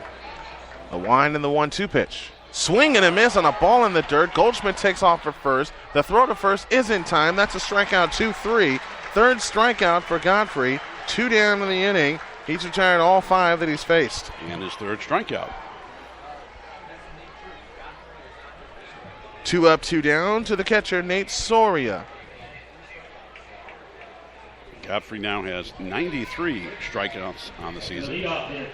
Oh, have we seen some strikeout artists? Yes. We have seen... I'll tell you, we've seen some really... Well, that one wasn't a strikeout pitch, but hey. No. No harm, no foul. Oh, way wide on the first one. You had your face right on that screen. Yeah. Coming into this weekend, Soria batting .313. He's got a home run and 15 driven in, and he swings and bounces one to short. Shortstop with a long throw, and he got him, and the inning is over. 6 up, 6 down for Jake Godfrey. Mark Farina takes a hot seat for the middle innings. 4 through 2, it is Providence 1, St. Rita nothing in the 4A Baseball Championship on the Arena Sports Network. At Strachan Van Til, we think differently about groceries. We always have. So what does that mean? It means better, fresher, focused on you. Your neighborhood store that gives you more. It's quality, selection, the variety you want. Choice meats, deli, bakery, your one-stop shop. Everything on your list and all for less. With the savings you deserve and unbeatable service, that's different. That's built around you, and that's your Strachan Van Til. Chow down with the Italian collection at Subway. Delicioso. Try the Mongelissa's Chicken Pizzioli Melt, a fresh take on Italian with tender, juicy chicken, zesterific pepperoni, and plenty of our signature recipe marinara sauce. Perfecto. Mamma mia! And taste the Amore with the Meatball Pepperoni Melt, a kickin' combination of Italian-style meatballs and pepperoni on your favorite freshly baked bread. Only at Subway. And only for a limited time. Don't miss out. Subway. Eat fresh. We're ready to go to the third here from Silver Cross Field in Joliet. We're glad that you've joined us. Remember, you can text the booth at any time at 219-814-3091. Follow us online at Arena Sportsnet on Twitter, twitter.com/arenasportsnet, and facebook.com/arenasportsnet. And now, ladies and gentlemen, hi, the women and children. Here's Mark Farina to take you to the third. Mark? As we go to the the top of the third inning, it is a 1-0 lead for the Providence Catholic Celtics out of New Lenox over the St. Rita Mustangs, and it will be the top of the order for the Celtics, who pushed across that run in that first inning with a few infield hits that were perfectly placed. Ben Salvador, unfortunately, wasn't one of those guys who got a hit. He led off the ball game, popping out in foul territory to the third baseman, Tyler Hallis. So he's 0 for 1. In fact, Shepsky got the first 2 batters out and then got into a little bit of trouble, enough to push a run across for Providence. Right-handed throwing Shepsky, left-handed hitting Ben Salvador. Salvador batting .382 on the season. He's got a home run, 15 runs batted in. Pitch swung on, hits it high, lazy, shallow center field, comes over in left center field to make the catch. Does the center fielder Shane Piesker. For out number 1. 1 up, 1 down. And I'll bring up Zach Peach, the designated hitter, who's DHing for the shortstop Jackson Stulis. Peach lined out to the shortstop in the first, so he's 0 for 1. And that's when all the fun started for that 1 run, which could have been more. But Shepsky was able to get out of the jam. And this pitch swung on, fouled off. Just past one of the last sweep down the first and third base side. Oh, nothing looks like that. Guy got it. Actually fell into the sweep. Okay. Not a catch, but got a souvenir. 0-2 offering is upstairs for ball 1. 1 ball, 2 strikes to Peach. He'll be followed by the ever-present, ever-dangerous Dylan Rosa, who's been the clutch gun for St. Rita, or rather for Providence in this playoffs. Swung on a miss on a fastball up high in his eyes. That's strike number 3, and is the second strikeout of the ballgame, delivered by Jake Shepsky. Take that. 2 out, 2 down, and Dylan Rose, who started the action in the first inning with a 2-out single, an infield single, just out of the reach of the second baseman. He got his glove on the ball, but not enough. Hit sky high. This is a tough play. Second baseman near the foul line makes the catch to retire the side. Nice play by the second baseman in this case. Second baseman Chris Delgadillo. In the inning, no runs, hits, or errors, nobody left. We go to the bottom of the third inning. Score remains the Providence Celtics 1, the St. Rita Mustangs 0. And you're listening to the 2014 IHSA Class 4A Baseball Championship game here on the Arena Sports Network. Upgrade your ride and lower your costs with a certified pre-owned vehicle from Sowers Ford. With a lower price and lower payments, you can lower your cost of driving in a vehicle that's new to you. Get a 7-year, 100,000-mile powertrain warranty, 172-point inspection, 24-hour roadside assistance, and 3 months of SiriusXM satellite radio. 2.9% financing available to qualified buyers. You'll drive for less at Sowers Ford. Sowers Ford Lincoln, 3930 Franklin, Michigan City, 219-879-5381. Or visit us at SowersFord.com. This is the 2014 IHSA Class 4A Baseball Championship on the Arena Sports Network. Bottom of the order for the St. Rita Mustangs here in the bottom of the third. It'll be the 7, 8, 9 hitters in the lineup for Mike Zunica's St. Rita Mustangs. And leading it off will be the shortstop, Marty Beckina. And it'll be followed by the DH, Tony Farron, and then the second baseman, Chris Delgadillo. First up for the Mustangs, number 8, shortstop, Marty Beckina. First pitch to Beckina is a called strike right down the middle for strike 1 from pitcher Jake Godfrey, who is yet to allow a base runner. Pitch swung on, ground ball to the third baseman. Sharp hop, gets it on the short hop, throws to first in time for out number 1. Nice play. Hardly a nice routine play made by the third baseman for Providence, third baseman Dylan Rosa, who is kind of ever present in one form or another. 1 up, 1 down, and brings up the designated hitter Tony Farron. He's DHing for the left fielder Mateo Zunica. First pitch to him, he takes a check swing. Did he go? No, he didn't. Checked his swing, and his ball was in the dirt. So the count is 1-0. Farron, we'll take a look at some of his numbers as we go along. He'll step out.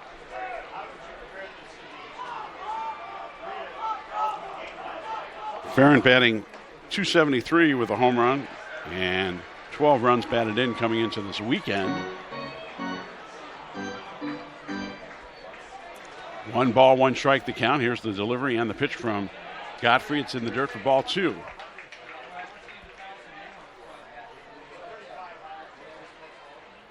Our final broadcast of the spring season, final baseball broadcast here on Arena Sports Network. I know. But then we get to look forward to football. Yes, we do. And we got a few things planned or in the works right now for football season, both high school and some small college. I'm telling you, folks, if you thought we were busy the first 2 years of the ASN era, you ain't seen nothing yet. Pitch is down low for ball 4, so the first base runner of the ball game comes in the form of designated hitter Tony Farron. And with one on and one out here in the bottom of the third, the number 9 hitter Chris Delgadillo, the second baseman. Chris Delgadillo. And first pitch to Delgadillo, ground ball, foul, down the third base side. Now that was a high chop. Delgadillo, 269 hitter, 5 triples on the season. He's got a home run and 14 runs batted in. Also has a triple, 5 doubles and a triple. So respectable numbers certainly for a number 9 hitter. No ball, 1 strike count. Soft toss over to first, charity toss just to get... just to take a peek. Make sure that Farron is being honest over at first base with the leadoff. Toss on over this time, a little bit more of a pickoff move. This time Farron goes diving back safely into first. Godfrey gets his sign from his catcher. And now stepping out will be Delgadillo. He's getting a sign from his catcher, Tom Jeffries. And here comes the 0-1 delivery. It's in the dirt. Whoops. Gets past the catcher. It's going to go all the way back to the fence. Rounding second and making it to third. Safely sliding in. Wow. On a 2-base wild pitch is Tony Farron. And that was indeed a wild pitch. Took the big hop in the dirt, skipped all the way back to the screen, the backstop, and the catcher, Jeffries, wasn't entirely sure at first where it went, so that delayed him a little bit, just enough to allow Farron to take the extra base in addition to second base. Now, Godfrey fakes to third, the move that I've never seen work. To third, and then he fakes it to first type of move. I've never seen it work. This pitch is down low. Runs the count out at 2-1. 2 balls, 1 strike to Delgadillo. Danny Gleaves, the number 1 hitter, is due up next. 3 strikeouts so far for Jake Godfrey, along with this walk in this inning, as the Mustangs have a bit of a threat here with 1 out and a runner at third. That pitch is a called strike, evens the count at 2 balls, 2 strikes. Top of the 5th, and Warren leads Sandburg 5-3 in the 4A softball championship. And Delgadillo will once again step out. Third place game in 4A. Glenbard North shuts out Lincoln Way East 6-0. Ouch. Pitch, check swing. He didn't go. Down in the dirt and outside for ball 3. Full count, 3 balls, 2 strikes. So 2 batters in a row. He's had given up at least 3 balls in the count. See if he walks another one or gets out of the situation here. Pitch, swung on, ground ball. This will drive in a run.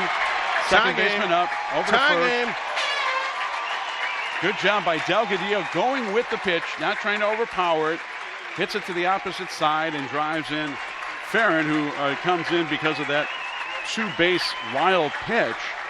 And we are tied at 1. Here we go. And that's an RBI for Delgadillo. So nobody on base now with 2 out and a run in, and Danny Gleaves will step up. And he gets hit by the first pitch. Ouch. Looks like he got hit on the thigh, and he'll quickly romp over to first base. All of this happening without the aid of a hit. Center fielder, Shane. Here we go with the 2 out. Peisker will sit up. Shane Peisker, the center fielder. He's 0 for 1, grounded out to the second baseman in the first. Here we go with the 2 out rally again. Yep. We've seen a whole bunch of them. There goes the runner. And the throw is in time. Looks like he got him. He did. Good throw by the catcher. Tom Jeffries guns down Danny Gleaves trying to steal. 2-6 on the putout. In the inning there, however, was a run. There were no hits, a walk, a hit batter, a big wild pitch, and Nobody left. We go to the top of the third inning, or rather the top of the fourth inning, and we're tied. It's the Providence Celtics 1, the St. Rita Mustangs 1. You're listening to the 2014 IHSA Class 4A Baseball Championship game on the Arena Sports Network. At U.S. Tire and Automotive, you'll find passenger tires, performance tires, truck and SUV tires, and more from proven brands including Bridgestone, Firestone, and other leading industry names. Conveniently located in Gary, Indiana, and providing great service to customers in Gary, Griffith, Hammond, Munster, and Highland, Indiana, U.S. Tire and Automotive offers brake service, alignments, oil changes, shocks and struts, tune-ups, and other valuable services to get your car, truck, minivan, or SUV back on the road. Give us a call at 219-884-4600 or drop us an email at info@ustire-auto.com. Mention this ad and receive a 10% discount on auto work or ask about our tire specials. U.S. Tire and Auto, servicing Gary, Indiana and Northwest Indiana since 1991. Before we go on, we would like to pass our condolences and prayers to the family of Chuck Knoll, who passed this past Friday. Chuck Knoll, the head coach of the Pittsburgh Steelers, coached them to 4 Super Bowl championships. He died this past Friday. Our thoughts and prayers are with the Knoll family. Rest in heaven, Coach Knoll. The Hall of Fame coach, Chuck Knoll. Go to the top of the fourth inning, 1-1 our score, now that St. Rita has tied it with a run in the bottom of the third. Mike Madej will lead it off. He's the number 4 hitter and second baseman here in the fourth inning. Madej laid down a perfect bunt. That he did. That got Dylan Rosa over to second and helped contribute to him scoring one batter later. So he's 1 for 1 in the ball game. Left-handed batting Madej against the right-hand throwing Jake Shevsky. Mayday, mayday. Well, that's what you call him. Of course, the one story that we haven't talked about is the absence of Phil Kunsa. Mm-hmm. We'll talk a little bit about that. That would be an quick backstory. He was ejected last night. Right in the first inning when he collided with the first baseman on a ground ball play. And it was determined there was malicious intent, so therefore he was ejected and must serve a suspension for this game. That hurts. That hurts when you get a guy who had 11 home runs and 46 runs batted in. That's a big guy to get out of the batting lineup for Providence. Ground ball up the middle, past the outreach leap of the stretch of the shortstop for the hit for Madej. And he's 2 for 2. Indeed, he's 2 for 2. And that is hit number 5 for Providence. And it'll bring up Cam Galgano, the left fielder, number 5 hitter in the lineup for the Celtics. Galgano batting .278 with 17 runs batted in. Squares away to bunt. Toss over first. He's already picked off one. Picked off Tom Jeffries, the catcher, back in the second inning. Later on out. For a right-hander, he's got an awfully good move. A great move. A great move. Pitch, bunt, popped up in the air. It's out of the reach of the catcher in foul territory. You know what I've seen a few times, especially late in the last few years? Someone attempted to sacrifice. He pops up the bunt. Either the catcher or the pitcher makes the catch and then fires a dart over to first to double off the runner. We've seen that a couple times. Yes, we have. And it's always one of those plays. It's just aw shucks kind of reaction. Right. It's a gut reaction for you to take off. Yeah, especially if it's obviously a bunt situation. He shows again. Like this? First. Got a nice quick move to first. Not necessarily deceptive, but fast. Mm-hmm. Creeping in on the infield grass is the third baseman Tyler Hallis. Infield kind of at medium depth otherwise. As Madej takes the lead off of first. And again showing the bunt but pulling it back for a ball. Good job. Is Galgano. And the count runs to 1 ball, 1 strike. Jake Godfrey, the pitcher, would be due up next. The fine hitting pitcher of the Providence Celtics. 1 ball, 1 strike offering. Toss on to first. Diving back quickly and safely is Madej.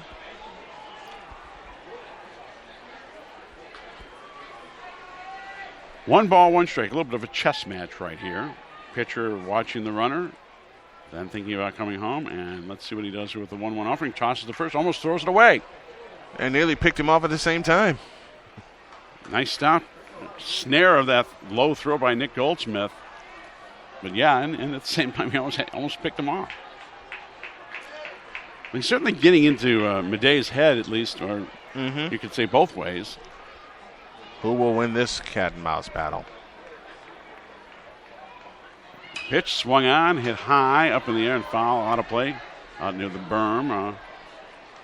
Actually now into the concourse area on the third base side. Runs the count to 1 ball, 2 strikes.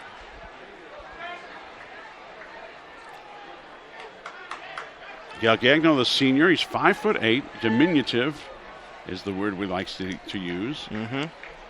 But don't let that fool you. The kid's got some spark in his bat. Toss to first, not in time. Once again, back diving safely as Mike Madej.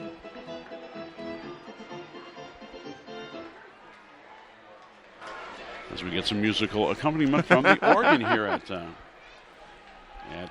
Silver Cross Field. 1-2 offering. Is outside. This time he did not show, and he just missed. You like that pitch. Evens the count at 2-2 with nobody out and a runner at first here in the 4th. Inning 1-1 the score. Once again, Madej takes a healthy lead at first.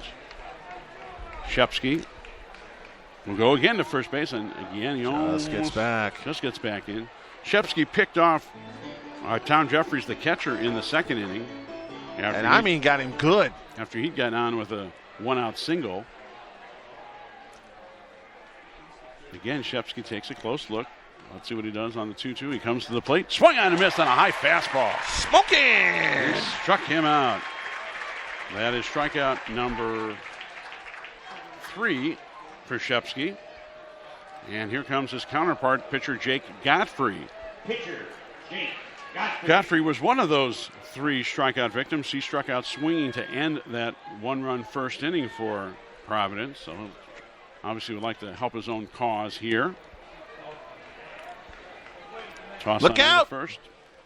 Not his quickest move. But nearly got Madej looking. Nearly got him leaning and got him a mouthful of dust. Of baseball infield dirt.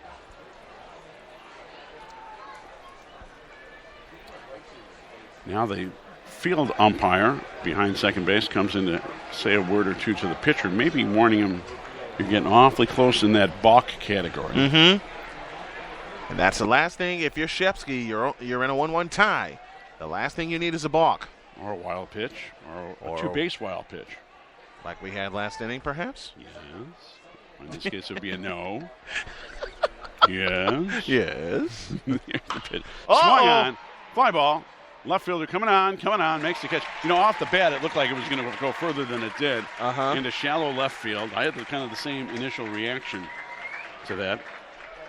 So now 2 out with a runner at first, and it brings up Justin Hunniford, the first baseman. First baseman, Justin Hunniford. And the PA announcer, of course, concurs. Hunniford he confirms. Is the first baseman flied out to the right fielder to lead off the 2nd inning, so he's 0 for 1. Shepsky takes his time, toss to first, back in time, diving again. Trying to get him leaning. He's certainly wearing him out at the very least, that second baseman, Madej. And his first baseman's been getting a lot of action, keeping him from going out past him. Nick Goldsmith at first base, done a good job as well. Pitch is a called strike for strike 1 right down the middle. I want to say hi to a good buddy of mine, Casey Cochran, who owns the Graphic Edge. Give him a look online at thegraphicedge.com. And we might be doing some business with them during the summer. No balls, 1 strike. The count to Justin Hunniford. There goes the runner. Madej, he throws the ball into center field. Madej did not hesitate to third. He will make it, and the ball gets squirts away, but not far enough away for him to advance any further. So a stolen base, an E2 on the throw. allows Madej to go over to third base. Man, that was close. Stolen base for Madej, and again he takes the third on the throwing error by the catcher. The catcher, Nate Soria. So he wins that cat and mouse battle after all.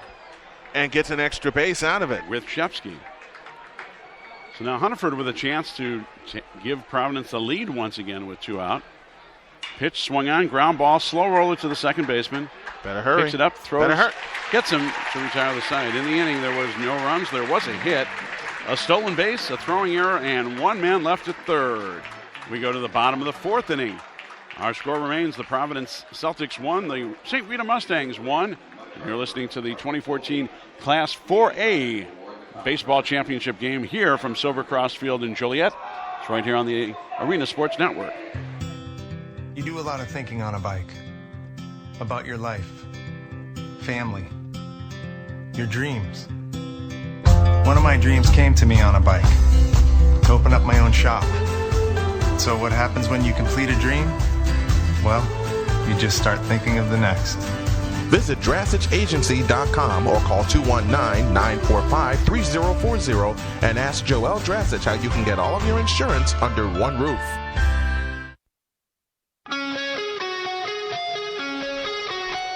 This is the 2014 IHSA Class 4A Baseball Championship, presented by American Family Insurance of Maryville, only on the Arena Sports Network.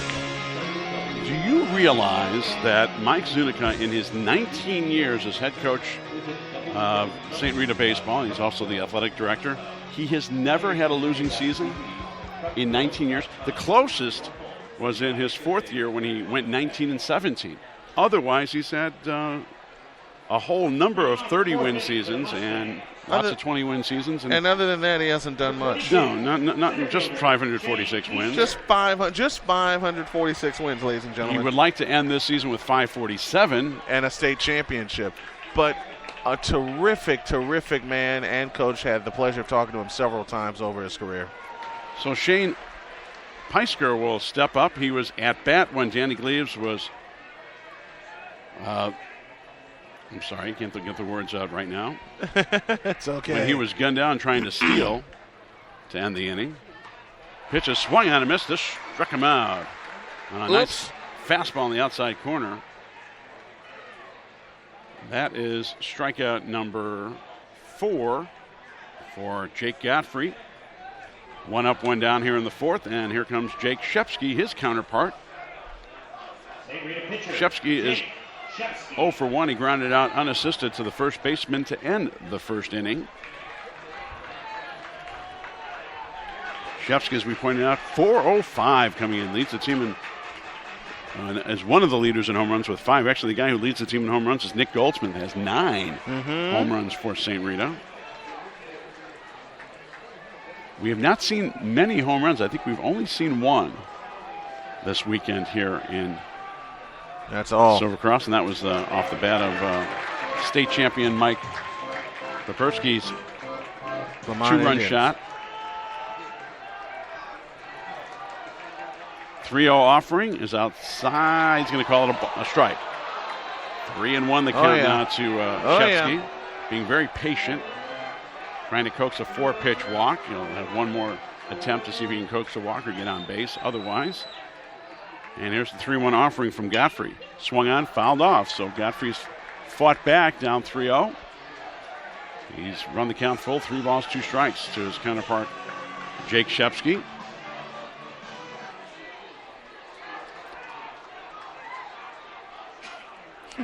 Also 3 home runs for Shane Peisker for St. Rita. Full count offering, 3 balls, 2 strikes. The pitch swung on, ground ball to the left. Second baseman, diving step, tossed to first in time. Sensational play, put a star on that one. Indeed. Great play by the second baseman, Marty Madej. And he certainly saved that ball from going into right field for a base hit. 2 up, 2 down, thanks to that great stab by Madej. And now it'll bring up the third baseman, Tyler Hallis. Hallis is 0 for 1 in the ballgame. Struck out swinging to lead off the second. Hallis comes in .355 on the weekend. And he's got 2 home runs as well, 36 runs batted in. And leads the team in doubles with 13. Jake Shepsky, the pitcher's got 12. That pitch is right down Broadway for strike 1. Evens the count, 1 ball, 1 strike. Nick Goldsmith is on deck. Will be the next hitter if Hallis can get on base. Pitch, this one is down low a little bit. Runs the count to 2 balls and a strike. Tyler Hallis, we point out, 0 for 1. Let's see if he can get on this time with 2 out. Swung on. Ouch. Fouled it off his ankle, foot, instep. Oh, the height. Imagine what that feels like when we were watching baseball in the spring at 30, 40 degrees in some cases. Don't remind me. So the count is even. 2 balls, 2 strikes, 2 out. In the the bottom of the 4th. 1-1 is our score. We're tied with Providence and St. Rita. An all Chicago Catholic League State Baseball Championship final. Yes, indeed. Against 2 teams that are well versed with each other. Their 4th appearance together. That ball's in the dirt, gets past the catcher, but nobody on base, doesn't really matter. So the count will now run full. 3 balls, 2 strikes with 2 out.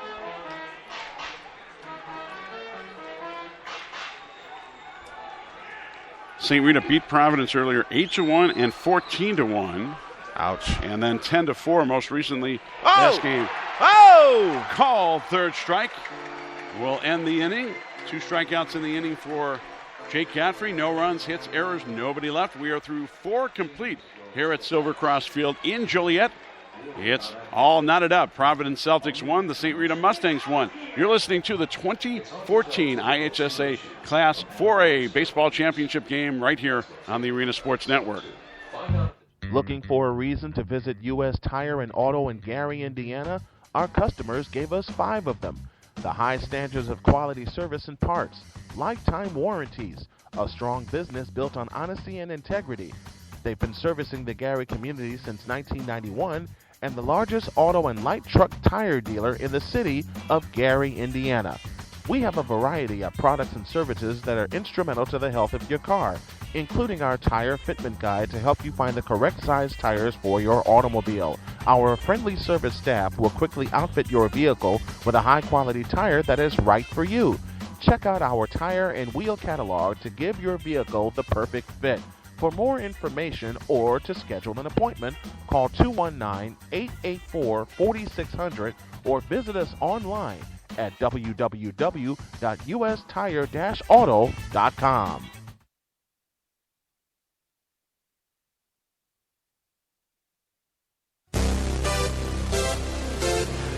This is the 2014 IHSA Class 4A Baseball Championship, presented by American Family Insurance of Maryville. Normally, Mark will be introducing me, but I'm going to do the honors. Time for our trivia question, our 5th inning trivia, presented by Cricket Wireless, the official wireless communication company of the Arena Sports Network. Here's Mark.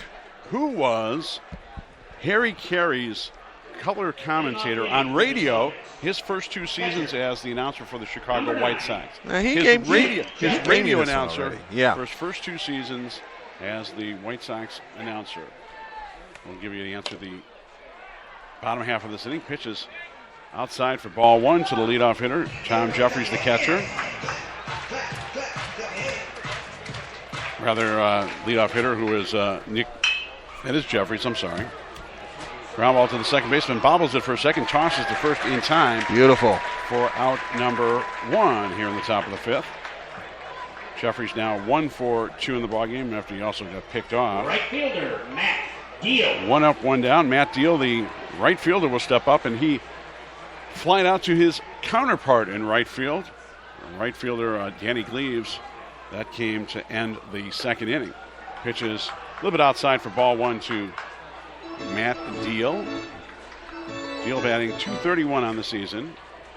He's only got 2 runs batted in. Has not played the whole season as a starter. He's got 16 games under his belt coming in to this weekend. Count is 2-0 now on Deal. You could say he's the real deal. Yeah. Wow, where's he ever heard that before? Down Or the one I strike came up with earlier. Let's make a deal. Let's make a deal. 2 balls, 1 strike to count now to Deal. He'll be followed by the top of the order and Ben Salvador. Jake Shepsky, the right-hander.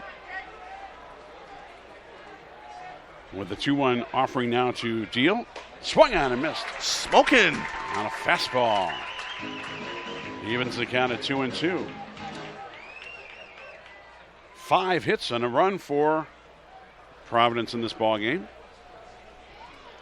And the pitch. Yep. Oh, third strike in the outside corner. Struck him out. 2 up, 2 down in the 5th, and back to the top of the order we go, and center fielder Ben Salvador. And 4 strikeouts on the evening for Shepsky. Salvador is 0 for 2 in the ball game. This leadoff hitter has popped out to the third baseman in foul territory and also flied out to the center fielder, both cases leading off the first and third innings. Pitches outside for ball 1.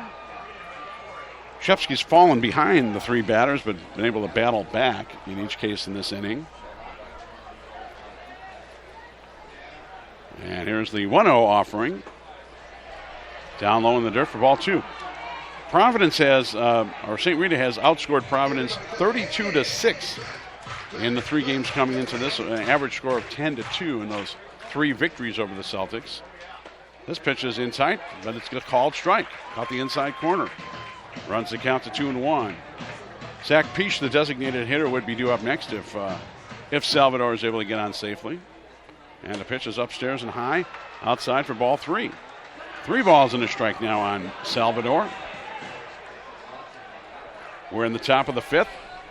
1-1. We're all netted up with St. Rita and Providence. There are 5 hits in this game. They all belong to Providence, and yet we're tied. The pitch. Swung on. Line shot. That is a diving stop by the center fielder. Wow.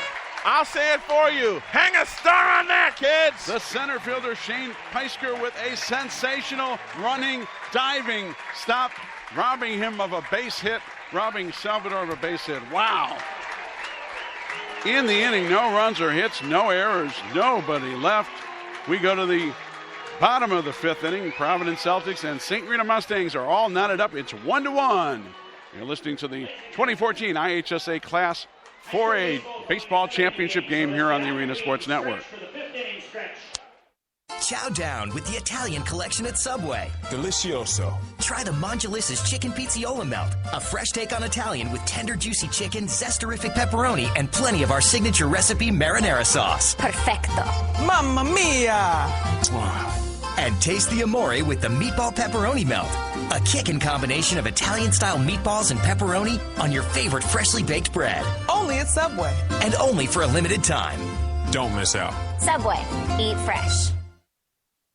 At Strachan Van Til, we think differently about groceries. We always have. So what does that mean? It means better, fresher, focused on you. Your neighborhood store that gives you more. It's quality, selection, the variety you want. Choice meats, deli, bakery, your one-stop shop. Everything on your list and all for less. With the savings you deserve and unbeatable service, that's different. That's built around you, and that's your Strachan Van Til. Here's the answer to our trivia question with Mark. Who was the color commentator on radio for Harry Carey, along with Harry Carey, in his first season with the White Sox? First pitch fouled, little tap in foul territory for strike 1 to the leadoff hitter, Nick Goldsmith, the first baseman. Again, radio color commentator, along with Harry Carey, his first 2 seasons with the Chicago White Sox. And the answer is kind of an obscure name, unless you're familiar with high school athletics in the western suburbs. Ralph Foucher, former sports director and then part owner of WTAQ Radio in LaGrange. And that was because they didn't have a radio contract with any big radio station. Right. Of course, the Allens, A-L-L-Y-N, the owners had threatened to move the team to Milwaukee. Didn't have a contract, so they had to cobble together a small network of small radio stations like WTAQ, and I think WJOL was part of that. So Ralph Foucher was the color commentator for, along with Harry Carey. And Ralph is still alive in his 80s, doing a classic big band sound radio music show up in a radio station in Wisconsin. Got to work with Ralph for 3 years. This pitch swung on and missed. Wow. On a breaking ball outside in the dirt. Nasty. Goldsmith goes down swinging for the second time. He's 0 for 2. Your friend Jim Moskal strikes again. He puts a post up that says, great planning. Let's see, you have a lot of work to do on the Kennedy after you have to close it. So when do you do it? The middle of June when there's a million activities to do. Well, but, you got to do what you got to do. How much truth is there? He hit him. Got him on the elbow. Got Soria on the elbow. So he will be the the third batter to reach base in this ballgame. The second batter to be hit by a pitch. The other one was Danny Gleaves in the third inning, but Gleaves then got wiped out trying to steal second, got thrown out. So runner at first with one out, and here comes Marty Becchino, the shortstop. He's 0 for 1, grounding out to the third baseman and the lead off the third. Toss on over to first, and we've already seen that pickoff move from Jake Godfrey. You know what they say about Chicago: winter, spring, there's two fall, seasons. and construction. Yep. Fall, winter, spring, and construction.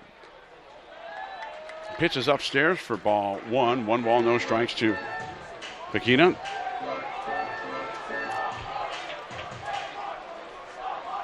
Jake Godfrey, his 5th inning of work. Pitch swung on, hit high, foul, out of play. Most of the infield is in the shadows except for the little patch around first base and the infield grass there.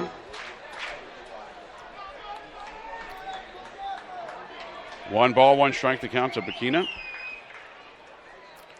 Tony Farron, the designated hitter, would be due up next. They get to do a couple games and fill in for Ralph for Lions Township. One for a football game at Bennett Field in Western Springs. Pitch swung on. Looks like he got a piece of it, maybe. Either way, it was a strike. Mm-hmm. Quick toss on over to first by the catcher. Getting back quickly was Soria. So the count now runs to 1 ball, 2 strikes with 1 out. Want to try that again slowly? Right. Tongue tight. 1 ball, 2 strikes to Becchino. Ground ball. That ball is in the dirt. And taking second, we'll give that a stolen base to Soria. He was off with the pitch. First stolen base of the ball game for the Mustangs. And it's the second time they've had a runner over to second base. Got him! He got him. He picked him off. Turned around and he got him by a bit of easily on that pickoff move to second base. 1-6 on the pickoff. So we've had 2 base runners picked off by the pitchers, 1 for each team. And now there's nobody on with 2 out. And the count 2 balls, 2 strikes. Hits it high up in the air, kind of a can of corn pop-up. Third baseman calls off his pitcher, Godfrey, for the out to retire the side. In the inning, no runs, there were no hits, a hit batter, a pickoff, and nobody left. We are through 5 complete here in Joliet at Silver Cross Field, and Brian Snow will take you the rest of the way in our 4A championship game. It's all tied up. Providence 1, St. Rita Mustangs 1, and you're listening to the 2014 IHSA Class 4A championship game on the Arena Sports Network.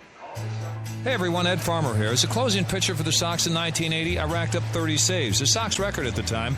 But thanks to a life-saving kidney transplant in 1991 from my brother Tom, someone else helped save me. Just like my organ donor, you too can give someone a second chance at life. In fact, as a registered organ donor, you can help save the lives of more than 25 people. Be a team player. Register to be an organ and tissue donor at DonateLifeIllinois.org. Register today to be an organ and tissue donor at DonateLifeIllinois.org. The Arena Sports Network thanks you, the fans, for tuning in to our baseball coverage. Of course, Of course, back in the days when I worked with Ralph Foucher at WTAQ on the Sunday Night Sports Talk Show, that was well long before internet and home computers or really any type of usable business computers of sorts. So the reason I'm bringing that up is that he had all the charts and everything laid out for me, ready to go when I filled in for him in that Lyons Township game against Hinsdale Central. I would say it was back around 1984. That's great. So, yeah, Ralph Foucher, great guy to work with. 3 years I was over at WTAQ hosting and producing that Sunday night sports wrap show, Sports Journal. Top of the sixth we go. Here's Brian. First pitch is a ball to Zach Pitch. And Mr. Pitch is 0 for 2. He lined out to short and struck out in the third. 1-1 tie, 5 hits in the game, all belonging to Providence. It's a swinging a bouncing ball towards second. Delgadillo up with it, tossed to first in time. 1 down in the sixth. This game has got that feel very much of the first championship game. Oh, boy. Which was a 2-1 Don't, man. Look. And has the feel of one of the games yesterday. Don't you tell me that one either. I won't tell you that one. You know what I'm talking about. I know. The wind and the pitch. A swing and a drive toward left. Going back on it is Zuniga. It's gone. It's gone. It's gone. And guess who? Dylan Rosa. Again. Dylan Rosa. A home run to left. 2-1 Providence.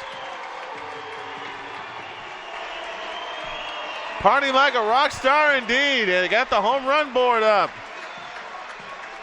And he got all that. He had room to spare on that line shot over the fence into the patio area in left field.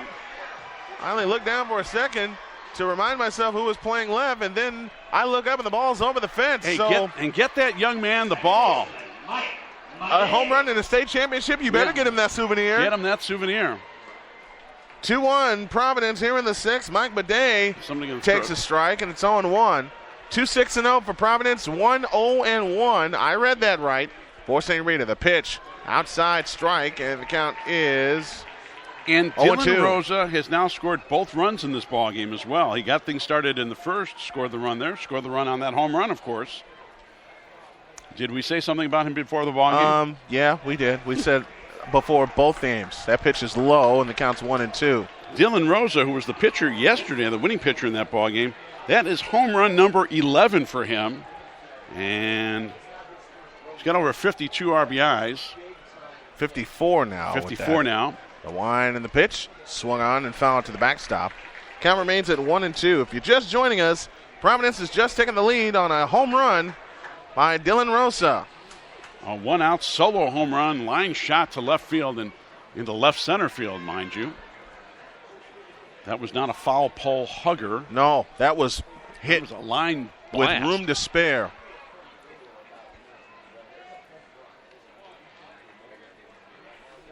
Next one, outside, and the count's now even at 2-2. Mike Madej is 2 for 2 in the ballgame with a bunt single and a single to center. He also stole a base and took third on a throwing error when he was trying to steal the base. 2-2, swung on, line foul out of play, right onto the concourse. And you know, we're getting into that time of the game. Time is running short. Time's a wasting for whoever is trailing. And in this case, it's St. Rita. They haven't had a hit, but they are trailing by only one. From the chest high wind, the 2-2, swinging a bouncing ball, base hit in the right field. Madej 3 for 3. He's getting consideration for one of our Subway stars of the game. I would think so. Because he was the guy who kept that inning alive after Rose had gotten on in the first inning with a beautiful bunt, bunt for a hit. And now we're going to get a visit from Mike Zuniga, I believe. Is that Mike or is that the pitching coach? I want to say that's pitching coach because Mike has his jersey on proudly. Yes, number 13.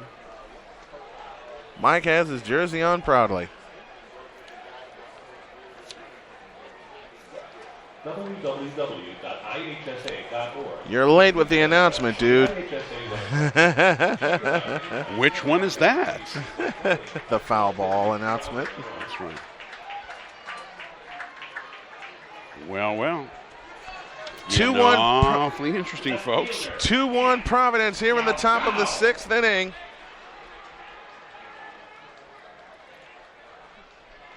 Shepsky from the chest.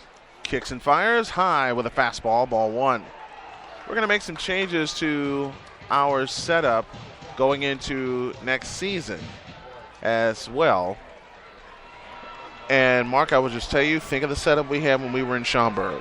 Okay. We're going to add a couple things. From the chest, a turn throw to first, runner back. I know you're talking about possibly about some video capability. Uh-huh. Amongst a few other things. And I will tell you, one of the clients we have sealed for next year is Marquette Catholic, defending state champions in Indiana for Michigan City's Marquette Catholic. In Michigan City, Indiana. Next one's outside. 2 balls, no strikes. Of course, you were the voice of Marquette Catholic in that championship season last year. What a season it was. Congrats on that. What a season it was. Are they going to give you a championship ring? Yeah, they've talked about it, and I think the coach is going to go with it. Okay. Because the AD, Tony Midas, is a toss to first runner back, who I've had the pleasure of working with for a little over 10 years. Made the suggestion to Coach Donovan Garlick. I have a conference championship ring for Steinmetz when nice. They won the Chicago Conference.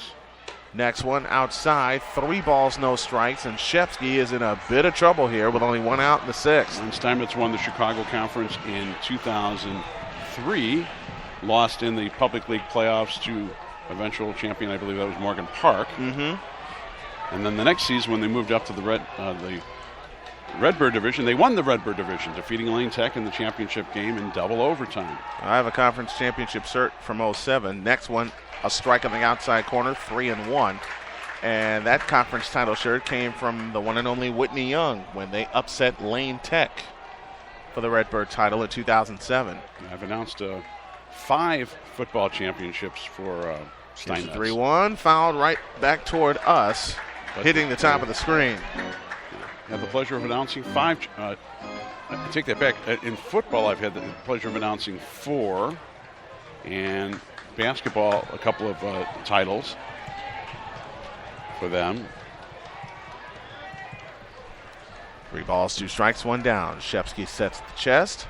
And a turn and throw to first. Wait! No! Didn't get in. Throw was to the foul side, of the bag, and he had to come swiping back. But he definitely had caught him leaning. Yeah, I was thinking back.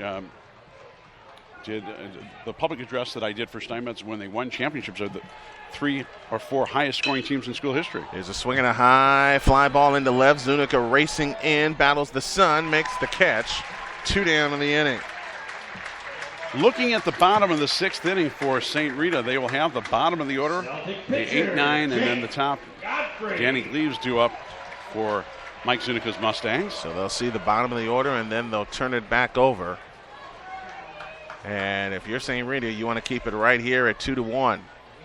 We're in the top of the 6th inning. 7 hits, all belong to Providence. 2 out here in the inning with a runner at first. And a run in thanks to the home run by Dylan Rosa. Madej off to a lead. They'll take a peek at him, and he dives back safely. Madej's got a great move for a right-hander. Quick move to first. He's already picked off and he does. 1 runner. That was Tom Jeffries, the catcher, back in the 2nd inning.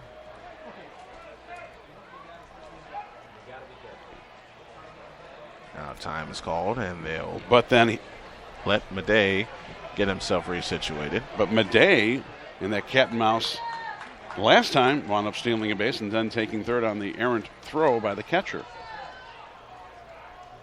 From the stretch, the pitch. Fastball outside, 1 ball, no strikes. So these 2 guys have been playing cat and mouse since all day. Really since the 1st inning, yeah. They've been playing cat and mouse all day. I love it. Love that part of the game. You gotta. 1 ball, no strikes. The kick and the pitch. Swing and a miss on a fastball. Let me tell you something. If you want value, come on out here to Silver Cross Field. Yes, indeed. Come on out. You have a great time. Family value, much cheaper than if you go to Wrigley Field or U.S. Cellular. I think the play might even be better, quite frankly. It's just great. There's a swing and a drive. Foul. Into the berm. Into the berm again. And the kid had to go right through his legs. I've had that happen to me. Had that happen to me so many times. You know, it's such a great value, the Joliet Slammers. Very family friendly. They've got all sorts of different contests and things that are going on. The mascots, wonderful, wonderful time. Please take advantage of it. We love it. I'll be back out here a couple times at least with Lewis this summer. 1 ball, 2 strikes, 2 down, top of the 6th. You know, the only mascot he hasn't taken a picture of the main teams is King County. We couldn't track him down for a photo at the time. Next one. Called strike 3 in the outside corner. Gets and out. That will take care of that. 1 run, 2 hits, no errors, 1 left. The 1 run, courtesy of a home run by you-know-who, Dylan Rosa. Bottom of the 6th. Time running out for St. Rita. They've got 2 swings left. They'll take one of them now, trailing 2-1 on the Arena Sports Network. Get your best price on Ford trucks, Focus, F-150, Explorer, Escape, and Lincoln MKS, MKT, MKX, MKZ, as well as Fiesta, Fusion, Taurus, Mustang, Navigator, and all other new Ford Lincoln vehicles at the all-new Sowers Ford in Lincoln, Northwest Indiana's newest Ford Lincoln dealer. We offer new and used Ford Lincoln vehicles, parts, service, and used cars. If you are in Northwest Indiana or near Michigan City, LaPorte, Hobart, Burns Harbor, Valparaiso, Chesterton, South Bend, or Portage, there is no comparison to the other dealers around town. We are about to earn your business with top quality service and the most competitive pricing in Indiana. Stop by today at 3930 Franklin Street in Michigan City or give us a call at 219-879-5381. That's 219-879-5381. Or visit us online at www.sowersauto.com. Sowers Ford Lincoln, Northwest Indiana's newest Ford Lincoln dealer. You were mentioning our buddy Jim Oskell, who, of course, you worked with on a Steinmetz Schurz basketball game at the United Center that I had the pleasure of doing the public address for. Jim, if he is Facebook messaging us, is probably at the Italian Festival in Little Italy along Oakley Street. Yeah, Oakley Fest. He's at Oakley Fest, of course, put on by Onesti Productions, Ron Onesti and Rich Onesti. And he's there watching the Bronx Wanderers, that great 50s, 60s doo-wop and other great popular music. They do such great Frankie Valli and the Four Seasons style music. I know he is an incredibly big fan of the Bronx Wanderers, which are performing tonight and tomorrow. 1 ball, 1 strike as we start the bottom of the 6th. A fastball right down the middle for a strike, and it's 1-2. Talk about a perfect night to be on a street festival. 1 ball, 2 strike count to Tony Farron. The 1-2 swing and a foul. And a foul. Wow. Farron has been one of the 3 base runners in this ball game. He walked, made it all the way to third, but was left stranded in the 3rd inning. There's been a walk and 2 hit batters by starting pitcher Jake Godfrey. And those are the only runners for St. Rita. They do not even have a hit. 1 ball, 2 strikes. Nobody on, nobody out. And again, Farron steps out of the box. They've had a runner reach third in the 3rd inning. They had runners at 1st and 3rd, no score. 1-2, curveball, line foul. And he had a runner reach second in the 5th inning. After he hit Nate Soria, he stole second, but then was picked off at second base. Each pitcher has picked off a runner in this ball game. 1 ball, 2 strikes. Nobody on, nobody out. Bottom of the 6th, 2-1 Providence. 1-2. Swinging a high chopper past the mound. This is trouble. First man's up with it. The toss to first is in time. Oh, what a play! What a play! 3-1 if you're scoring at home with us. That was a tough one. Let me tell you, folks, in that kind of Bermuda Triangle of the infield grass. And, you know, a great job by Godfrey just being aware of where the bag was. Kept looking towards where the bag was, make sure that he got his foot on before Farron could beat the play out. Chris Delgadillo now stands in. Had a couple really nice plays. The other one was that diving stop by the second baseman in the 4th inning. Second baseman Mike Madej on that ground ball that was ticketed for right field. First pitch is a strike to Delgadillo, and the count's 0-1. He's 0 for 1, grounded out to the second baseman Madej in the 3rd. 0-1 the count. Godfrey from the chest high wine rocks and deals. A swing and a chopper up the third baseline. It's a fair ball. The throw to first is not in time. That's going to be a base hit. That's got to be a base hit.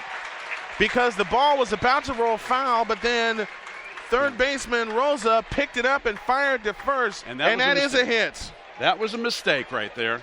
That's one that you got to let go foul. And you talked about it yesterday, Mark. It's one of those kind of balls that if it's not past the bag yet, let it go foul. By all means, if it stays fair and it's a base hit, it's a base hit. Exactly. But that was a mental error by the third baseman, Dylan Rosa. But hey, it happens. It was one of those. If you want to take a chance, fine. If it's one thing if it's on the very infield part of the grass, and it's in 5 or 10 feet. But when it's right there on the foul line and it hasn't even gotten halfway to third base, you let the ball go foul. Exactly.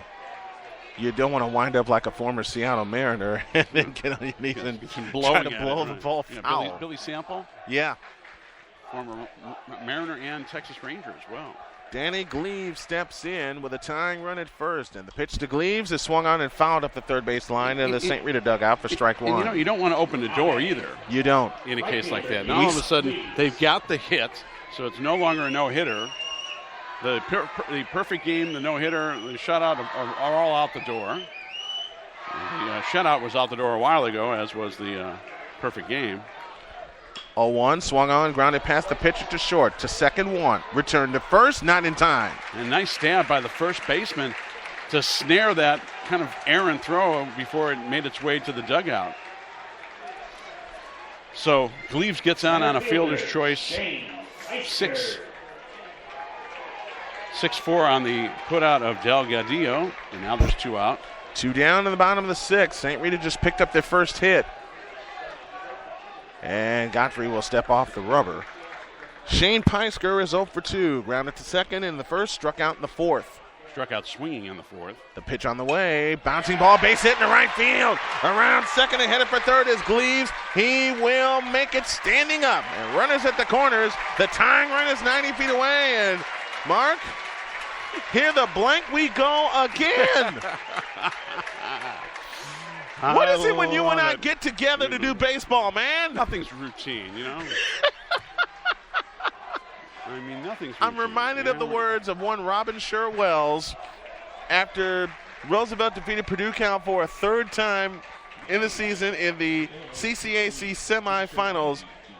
They just want to make it exciting for us. Absolutely. And quickly making a trek out to the mound is Providence coach Mark Smith. He's going to have a little chat with his pitcher. Not that song again. The plot thickens. And again, the mental error by Rosa is really what opened up the opportunities in this inning. If he lets that ball go. Now, listen, if the next pitch he hits a home run, it's one thing. But you know what? You can't do that. No. And we've seen that twice and the same result in both cases. It opened the door. It absolutely opened the door. Now the plot thickens. 2 on, 2 out. Jake Shepsky will try to help his own cause. Godfrey sets at the chest, kicks and fires. Fastball strike. Runner takes off for second. He won't make it without a throw. That's a stolen base. And now, if you can believe it, just like last night, a hit can give St. Rita the lead. And look at this. Off to our left, the St. Rita crowd stand and roar in unison. Everybody's up. The pitch to Shepsky. Line to second. Bounce to second. Throw to first. In time, and Providence escapes. Wow. Best threat of the night thwarted. I tell you, when Mark and I get together, folks, crazy things happen. No runs, 1 hit, 2 left. Caramba! 2 hits in it. No runs, 2 hits in the inning. My mistake. And 2 left. Caramba! We go to the money frame. 2-1 Providence on the Arena Sports Network. Have you heard the good news about a crazy dream based on a belief that positive breeds positive and that people want to read, hear, and watch stuff about good people? Have you heard the good news about a place you can go to enjoy positive, community-oriented information about the town, city, or region you live in and the people involved? Have you heard the good news about a place where you can celebrate what is right in the world, share it with your friends, family, and community, and neighbors at school, work, or place of worship, and have fun doing it? Well, there is such a place. That place is LaPorteCountyLife.com. LaPorteCountyLife.com is all about the positive, not the negative, bringing out the best and not the worst, and all about promoting positivity in your community. LaPorteCountyLife.com. Have you heard the good news? We at ArenaSportsNet.com and the Arena Sports Network would like to thank all of the great fans that have tuned in to all of our programming throughout the course of our rebranded years, the last 2 years, and the first 17 that we were on the air. Next August, we will celebrate our 19th year of existence. New name, same grade coverage. By the way, they're estimating the crowd here to be 3,500. I'm not surprised. And if this was a crowd for the Joliet Slammers, they'd be thrilled. Yeah, they would. If they could get this kind of crowd all the time, they'd be very, very happy.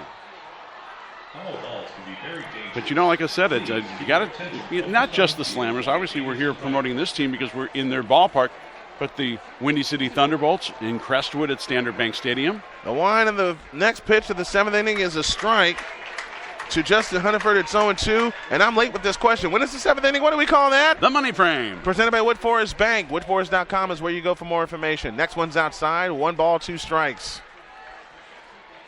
And Mr. Farina, I love you dearly, and thank you for hopping along and riding shotgun again for another baseball season. Lined and to second, off the bounce.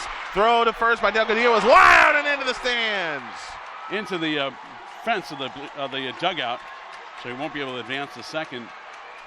A little higher, that ball would have gone into the dugout, and he would have second base. Have second base. Call that an error. Second error of the night. That hit him in the face, the second baseman, that hop. Man. Delgadillo. And here's where you're getting into that shadow of the light stanchions and the late shadow of the evening. I bet you that played a significant role. I wouldn't be surprised. Because he didn't charge the ball. Might not have picked it up real well off the bat. Here's a softball update from Indiana. IHSA leads Bloomington South 1-0. They're in the top of the 3rd of their 4A state championship. Thanks to Keith Myers for the updates here. Second error of the game committed by St. Rita. Shepsky out of the stretch. The kick and the pitch bunt shown and missed for strike 1. Jeffries is 1 for 2 in the ballgame. Unfortunately, he got picked off after that single to right in the second. Think he'd like to make up for that. 1-0 the count. The pitch out in front with a bunt. Third baseman up with it. He'll go to second, and it's not in time, and it's off the bag. So instead of getting 1 out, you get nothing, and now 2 on and nobody out in the 7th. That is a fielder's choice. 5. It's not an error. It's just a fielder's choice. He would have been safe even if the ball didn't skirt away from him. From the shortstop. Now you're looking at a whale of a mess for Shepsky. There is no action in either one of the bullpens. They're going to ride their aces out. Where have we seen that before? Yes. Where have we seen that before? 2-1 our score, and they will score that in error. They will score that in error. That's interesting. Because of the throw. FC fielder's choice E5, and the error allowed the runner to reach. 3 errors in the game for St. Rita. 2 in this inning. Number 15. Back-to-back errors, as a matter of fact. Uncharacteristic for Anthony Serafini will now run at second base, and a chance for Providence to pick up some insurance runs. And all of our insurance runs are presented by American Family Insurance of Maryville, Indiana. Call Joel Drasich at 219-945-3040 to get all of your insurance under one roof. So Hunniford at second. Serafini, the courtesy runner at first, with nobody out here in the top of the 7th. And that is the big key. No outs here in the top of the money frame. Out of the stretch with a look to second. The kick. A turn to throw to second. The runner gets back. Just got back. Wow, that was close. He's already picked off 1 runner at first base. But do you want to toy with that to second base and throw the ball away? Risk that? Out in front of the plate with a bunt. They'll go to third. And out there. there. So the lead runner is cut down. They get a fielder's choice out of that. Well executed by the third baseman charging, but then the shortstop backing him up to cover third base. So 5-6 on the putout. Runner still at first and second. Now one out here in the money frame. St. Rita trails 2-1. Center fielder, Ben Salvador. And here's Ben Salvador, who was 0 for 3. He has flown out to his counterpart, Shane Peisker, twice in the third and the fifth, and popped to third to start the game. It is the sun field out in right field, somewhat shadow and sun for the center fielder. That can play a bit of a role at this time of the day. 2 errors in the inning, 2 runners on for Providence here in the money frame. As Shepsky looks in and gets his sign, and now comes set.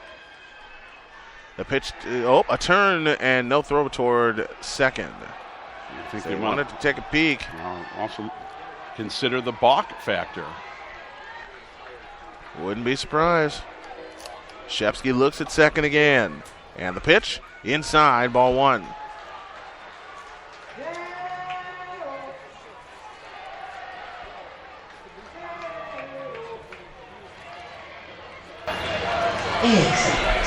Yes, very. It's right. Shepsky sets, looks at second, and comes home. Swung on and driven to right. Right fielder with a long way to go, and it is down for a base hit, and this is trouble.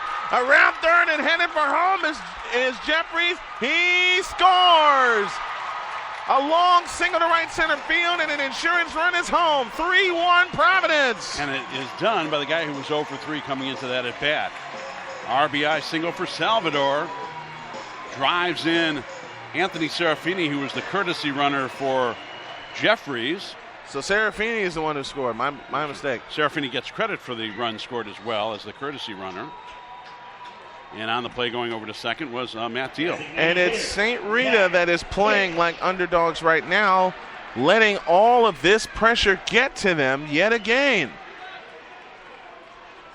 3-1 Providence here in the top of the 7th. They've out-hit St. Rita 8-2. Here's another guy who's 0 for 3, Zach Pish. Here's the pitch, and Pish fouls it back. And excuse me, swing. One of those swings. I want to swing. I shouldn't have swung. Check swing, foul ball. And guess who's on deck? I don't know. Dylan Rosa, perhaps? Yes. Amazing. 0-1 the count. Especially if Pish gets on base safely. Oh, my gosh. That's a dangerous combination. A throw to first, runner back. Infield up at third, short and second. Runner being held on at first, so run home. You know they want to squeeze off any runs that they can. But if it's hit anywhere in the outfield, beyond the outfielders, as they are playing shallow, it is trouble. Shepsky sets at the chest. The pitch. Runner takes off from first. They'll take second. And I will call that defensive indifference because there was no way the catcher was going to throw that. That's right. So that's defensive indifference. He took off after the pitch was really thrown, more or less. Yeah, that's not a stolen base. That's defensive indifference. We agree. And now there is action in the St. Rita bullpen. They're going to need some action right now because this is a whole bunch of trouble for Shepsky. From the chest, the pitch. Fastball low, and it's 2-1. And Shepsky's lost his nerve. This is just like McElwee in the 3A championship in the bottom of the 7th inning. That's right. 3-1. Providence with the lead. Providence, the big underdogs coming into this game, not playing like it. They have been poised the entire game. Out of the stretch, the kick and the pitch. A bunt. They put the squeeze on, and the run scores! Throw to first is in time. They put the squeeze on, and it works. Oh, my goodness. St. Rita was crossed up. They had the infield all the way up. They put the squeeze on, and racing home is Matt Deal with the 4th run of the game. Is that a 5-3 on the putout? Yes, it was. 5-3 on the putout. That is an RBI as well. So a sacrifice bunt, basically a squeeze, and the pitch is a ball. 1 ball, no strikes to you-know-who. Rosa, well, let's see. He's 2 for 3 in the ball game. A single run scored in the first, and a blistering home run, a solo home run with 1 out in the 6th. He foul tips that one. And the count's now even, 1 ball and 1 strike. You think the folks from WJOL are pleased to be here right now? Yeah. Swing and a miss on the next one, and the count is 1-2. And the Providence Celtic crew, they're enjoying the daylights out of this. That is Mike Costanzo warming up in the bullpen, the left-hander, who we saw yesterday. From the set. Next one's outside, and the count's now even at 2 balls and 2 strikes. Costanzo was the winning pitcher in that ball game, the 3-2 win by St. Rita over South Elgin that got him to this championship game. So he's warming up in the bullpen down the left field line. Next one swung on and hit toward right. Sun ball. Right fielder under it, makes the catch, inning over, but 2 big insurance runs crossed the plate. There were 2 errors, 2 runs on the 2 runs, a hit, 2 errors, and a pair and 1 man left. Oh boy, St. Rita has some work to do, trailing now 4-1 as we go to the bottom of the money frame on the Arena Sports Network. Upgrade your ride and lower your costs with a certified pre-owned vehicle from Sowers Ford. With a lower price and lower payments, you can lower your cost of driving in a vehicle that's new to you. Get a 7-year, 100,000-mile powertrain warranty, 172-point inspection, 24-hour roadside assistance, and 3 months of SiriusXM satellite radio. 2.9% financing available to qualified buyers. You'll drive for less at Sowers Ford. Sowers Ford Lincoln, 3930 Franklin, Michigan City, 219-879-5381. Or visit us at SowersFord.com. It began as a promise. Son, we're going on a road trip. That promise has lasted over 30 years. Our dream is to visit every national park in America. It's been thousands of miles, countless bumps along the way, but we'll just keep moving on, pursuing this amazing dream. Visit DrassichAgency.com or call 219-945-3040 and ask Joel Drassich how you can get all of your insurance under one roof. Well. Brian Snow, Mark Farina back here with you. The St. Rita Mustang throng going to make as much noise as they can. The shirtless student section now. Tyler Hallis will start the bottom of the 7th, and it's 4-1 Providence. Looks more like a World Cup soccer crowd. Here's the pitch to Hallis. It's inside for ball 1. Oh, gracious. 2 big unearned runs for Providence. The windup, the 1-0. Inside, 2 balls, no strikes. Same spot again, both times. Hallis having to do that little hip movement to get out of the way. Godfrey winds and deals. A swing and a pop-up. Godfrey makes the call, has the ball. 1 down in the 7th, 2 outs away are the Providence Celtics. And Hallis really crowding the plate in that situation. I'm almost surprised that he didn't call one of those a strike. And the way we started this, it's the old adage is it's tough to beat a team 3 times in the season. It's tough to beat a team 4 times in the season, and Providence is proving that. That's right. The windup and the pitch. Fastball strike on the inside corner to Goldsmith, and it's 0-1. And it's not necessarily how you start a season, but how you end the season going into the playoffs. Exactly, because you could have the hottest start, but the coldest finish. Next one's outside, 1 ball, 1 strike. And St. Rita tensed up after they tied the game. The home run by Rosa knocked a lot out of their sails. The windup and the 1-1. A swing and a miss, and the count's 1-2. Blew a fastball right by him. As we pointed out, Godfrey coming in. 1 ball, 2 strikes. 6-6 record, mind you. Not anything that you'd lucky brag 7 about. is 2 outs away. Outside, and the count's now even at 2 balls and 2 strikes. You know, I love the underdogs. You know that. I know. Came from a I school love them that too. was basically an underdog. 2-2. Bouncing ball, hit it deep in the hole. It's short. Shortstop knocks it down and out! Oh, baby! He gunned him from deep in the hole. It's short. Hang a star on that one. What a play! So 5-6-3 on the put out because this third baseman deflected the ball to the shortstop. Jackson Stulis made the play by a minuscule of a step. Mustangs pitcher, number 7, Nate Soria. Nate Soria takes the first pitch inside corner for a strike, and it's 0-1. The Celtics are 2 strikes away from where they have never been before. That's a state title. The 0-1. Fastball outside, 1 ball, 1 strike. Mark, you know what you have to do after the game, right? Of course. Okay. So we're going to be down on the field for a while. So we're going to be having all kinds of stuff for our wrap-up show tomorrow. Up the third baseline foul. The count's 1-2.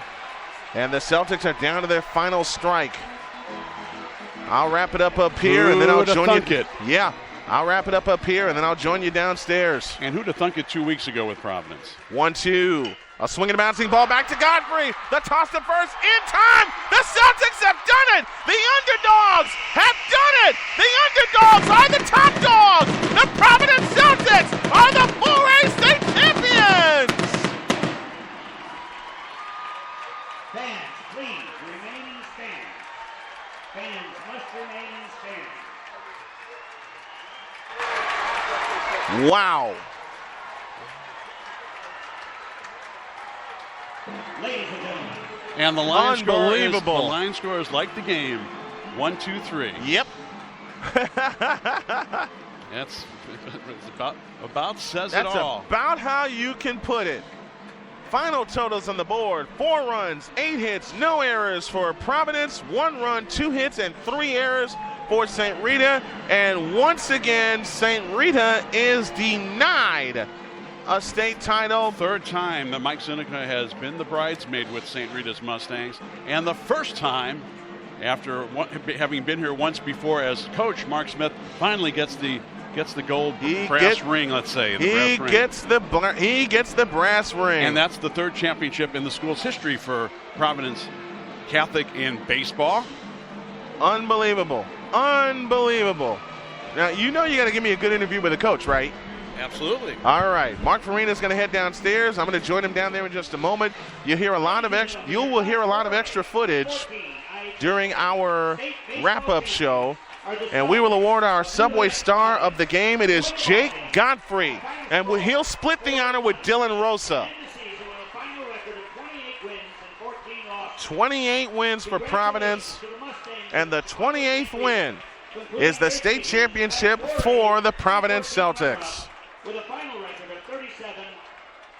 St. Rita finishes 37-5.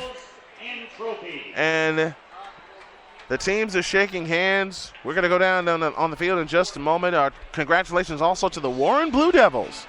They beat the Sandburg Eagles 8-4. Ladies and gentlemen, standing in the dugout, please step back off the dugout roof. Off the roof of the dugout, please. The fans of Providence want to charge the field, and we're going to keep it here while the team introductions are going to happen, and then we're going to wrap it up. Then we're going to head downstairs and get some extra interviews. Congratulations to the Providence Celtics, the Class 4A state champions. It was said about Connecticut when they won the national championship for men's basketball, and it can be said here this evening. The underdogs are the top dogs. The Providence Celtics are the new 4A baseball state champions. The 2nd consecutive year that a Catholic League team has won it all here in Joliet. And the Providence throng is excited, to say the least. What a finish. What a finish.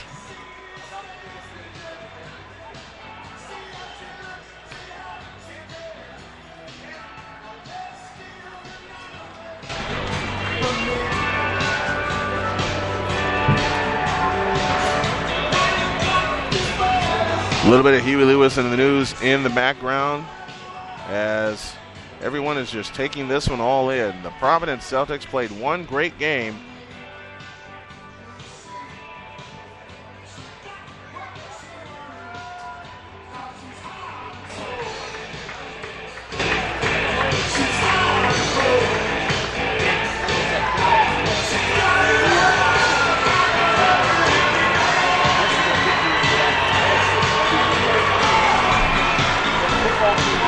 What a finish. What a finish. We're going to pause for a break, and then we'll come back with the presentation of the runner-up and championship medals and trophies after this. What is the IHSA? For more than 100 years, the Illinois High School Association and member schools have provided opportunities for students to participate in interscholastic athletics and activities, which produce vital education benefits. Did you know the IHSA offers statewide championship series in 14 sports for boys and girls and sponsors statewide championships in 7 non-athletic activities? Did you know the IHSA licenses more than 10,000 contest officials in 13 different sports and that more than 300,000 students participate in IHSA sports and activities every year? Did you know activity programs only account for 1 to 3% of the overall education budget in a school? Did you know the nation's first sportsmanship mascot was created by the IHSA in 1997 with the birth of Attitude?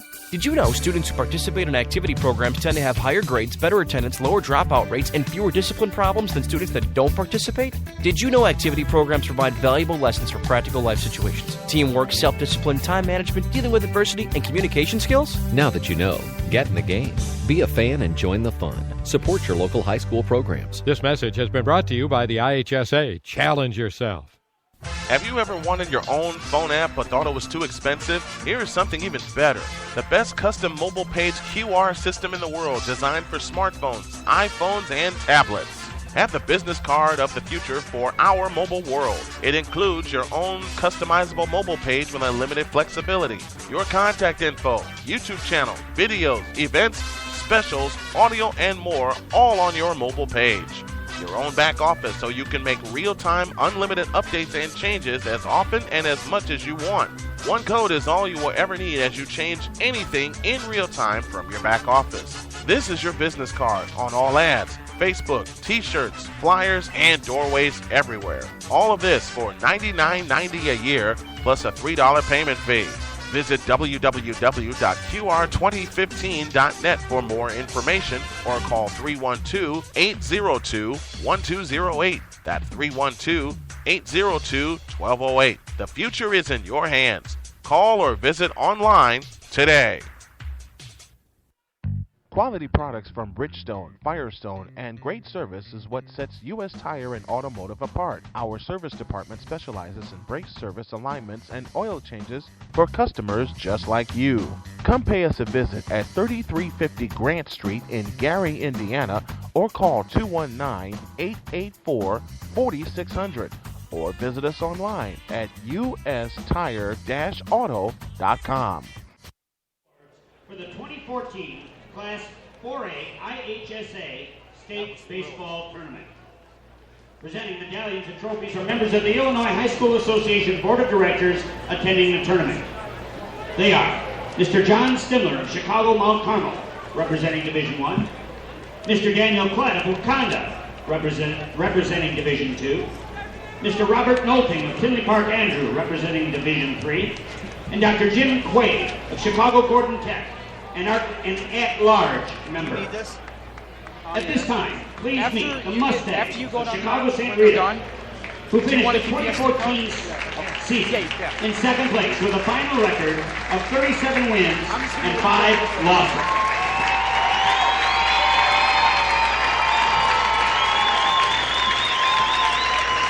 I hope you have the microphone. Chairman of the Board, Reverend Thomas McCarthy. President, Ernest Mrazek. Principal, Brendan Conroy. Athletic Director and Head Coach, Mike Zunica. Assistant Coaches, Vince Fiore, Richie Josepher, John Neat. And players, number 1, Andrew Maestri. Number 2, Tyler Alice. Number 3, Chris Delgadillo. Number 4, Danny Kipp. Number 6, Jake Shepsky. Number 7, Nate Soria. Number 8, Marty McKenna. Number 9, Sean Jaycox. Number 10, Jake Drada. Number 11, Matt Morowski. Number 12, Matt Ryan. Number 14, Dominic Sarro. Number 15, Esteban Martinez. Number 17, Grant Mullen. Number 20, Danny Budziak. Number 21, Jack McNamara. Number 22, Shane Heisker. Number 23, C.J. Weideman. Number 25, Nick Goldsmith. Number 26, C.J. Santoyo. Number 27, Neil Smith. Number 33, Danny Gleaves. Number 41, Matt Lenzen. Number 42, Anthony Farron. Number 44, A.J. Fuller.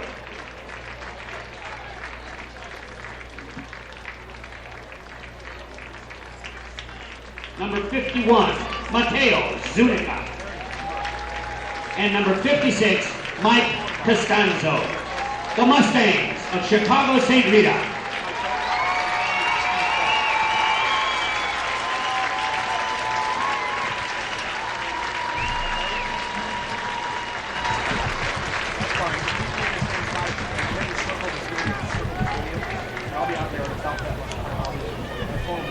And now, please meet the Celtics of New Lenox, Providence, who finished the 2014 season in first place with a final record of 28 wins and 14 losses. President, Father Richard McGrath. Principal, Donald Sebastian. Athletic trainer, Morgan Johnson. Trainer, Patrick White. Head coach, Mark Smith. Assistant coaches, Chris Carlson. Frank Cavallone. Garrett Pransky. Jim Thomas. Jason Vitas. And now the Celtic players. Number 2, Matt Deal. Number 5, Ken Delgado. Number 6, Zach Pitch. Number 7, Ben Salvador. Number 9, Jimmy Jeffries. Number 10, Mike Madej. You think? Number 11, Nico Kutsulis. Number 12, Craig Dankovich. Is it done? Number 13, Justin Check Hunnifer. me and I'll not bother you with it again. Number 14, Phil Kunsa. Number 15, Anthony Serafini. Number 18, Richard Yusa. Thank you. Are you going to be up here for a few minutes? Number 19, Yeah, let me go home Brent and I'll come back. Villasenor. Number 20, Sal Lamada. Number 21, Eric Dubek. Number 22, Joe Heidebeck. Number 23, Jake Godfrey. Number 24, Dylan Rosa. Number 28, Justin Davis. Number 29, Alvin Perez. Number 31, Sean Cavallone. Number 33, Jake Carlson. Number 35, Tom Jeffries. And number 38, Jackson Stulis. Hey, Maxwell? The Celtics of New Lenox, Providence High School.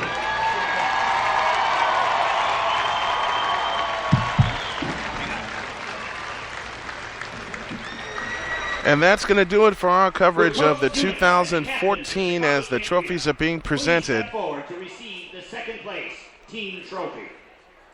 Wow, what a ride. What a ride. We hope that y'all enjoyed this one because we certainly enjoyed bringing it to you. And it could not happen to 4 greater teams that we call 2 great championship games for. Highlights will be coming, and on our Monday show, we will talk about all this. Our wrap-up show tomorrow, we will have highlights and and all kinds of interviews and all kinds of stuff. Oh, my gosh. Your final again is Providence 4 and St. Rita 1. The underdogs are the top dogs. The Providence Celtics are the Class 4A state champions. Mark Farina's getting some extra footage for us. I'm going to head down and do the same. And hope, folks, we just hope that you enjoyed this one. As we enjoy bringing everything to you, we will talk to y'all in the fall when football is back on the docket. I'm Brian Snow for the Arena Sports Network saying so long for the spring season and from Joliet, Illinois. Have a great night. God bless. Remember to make your next move your best move. Good night, everybody.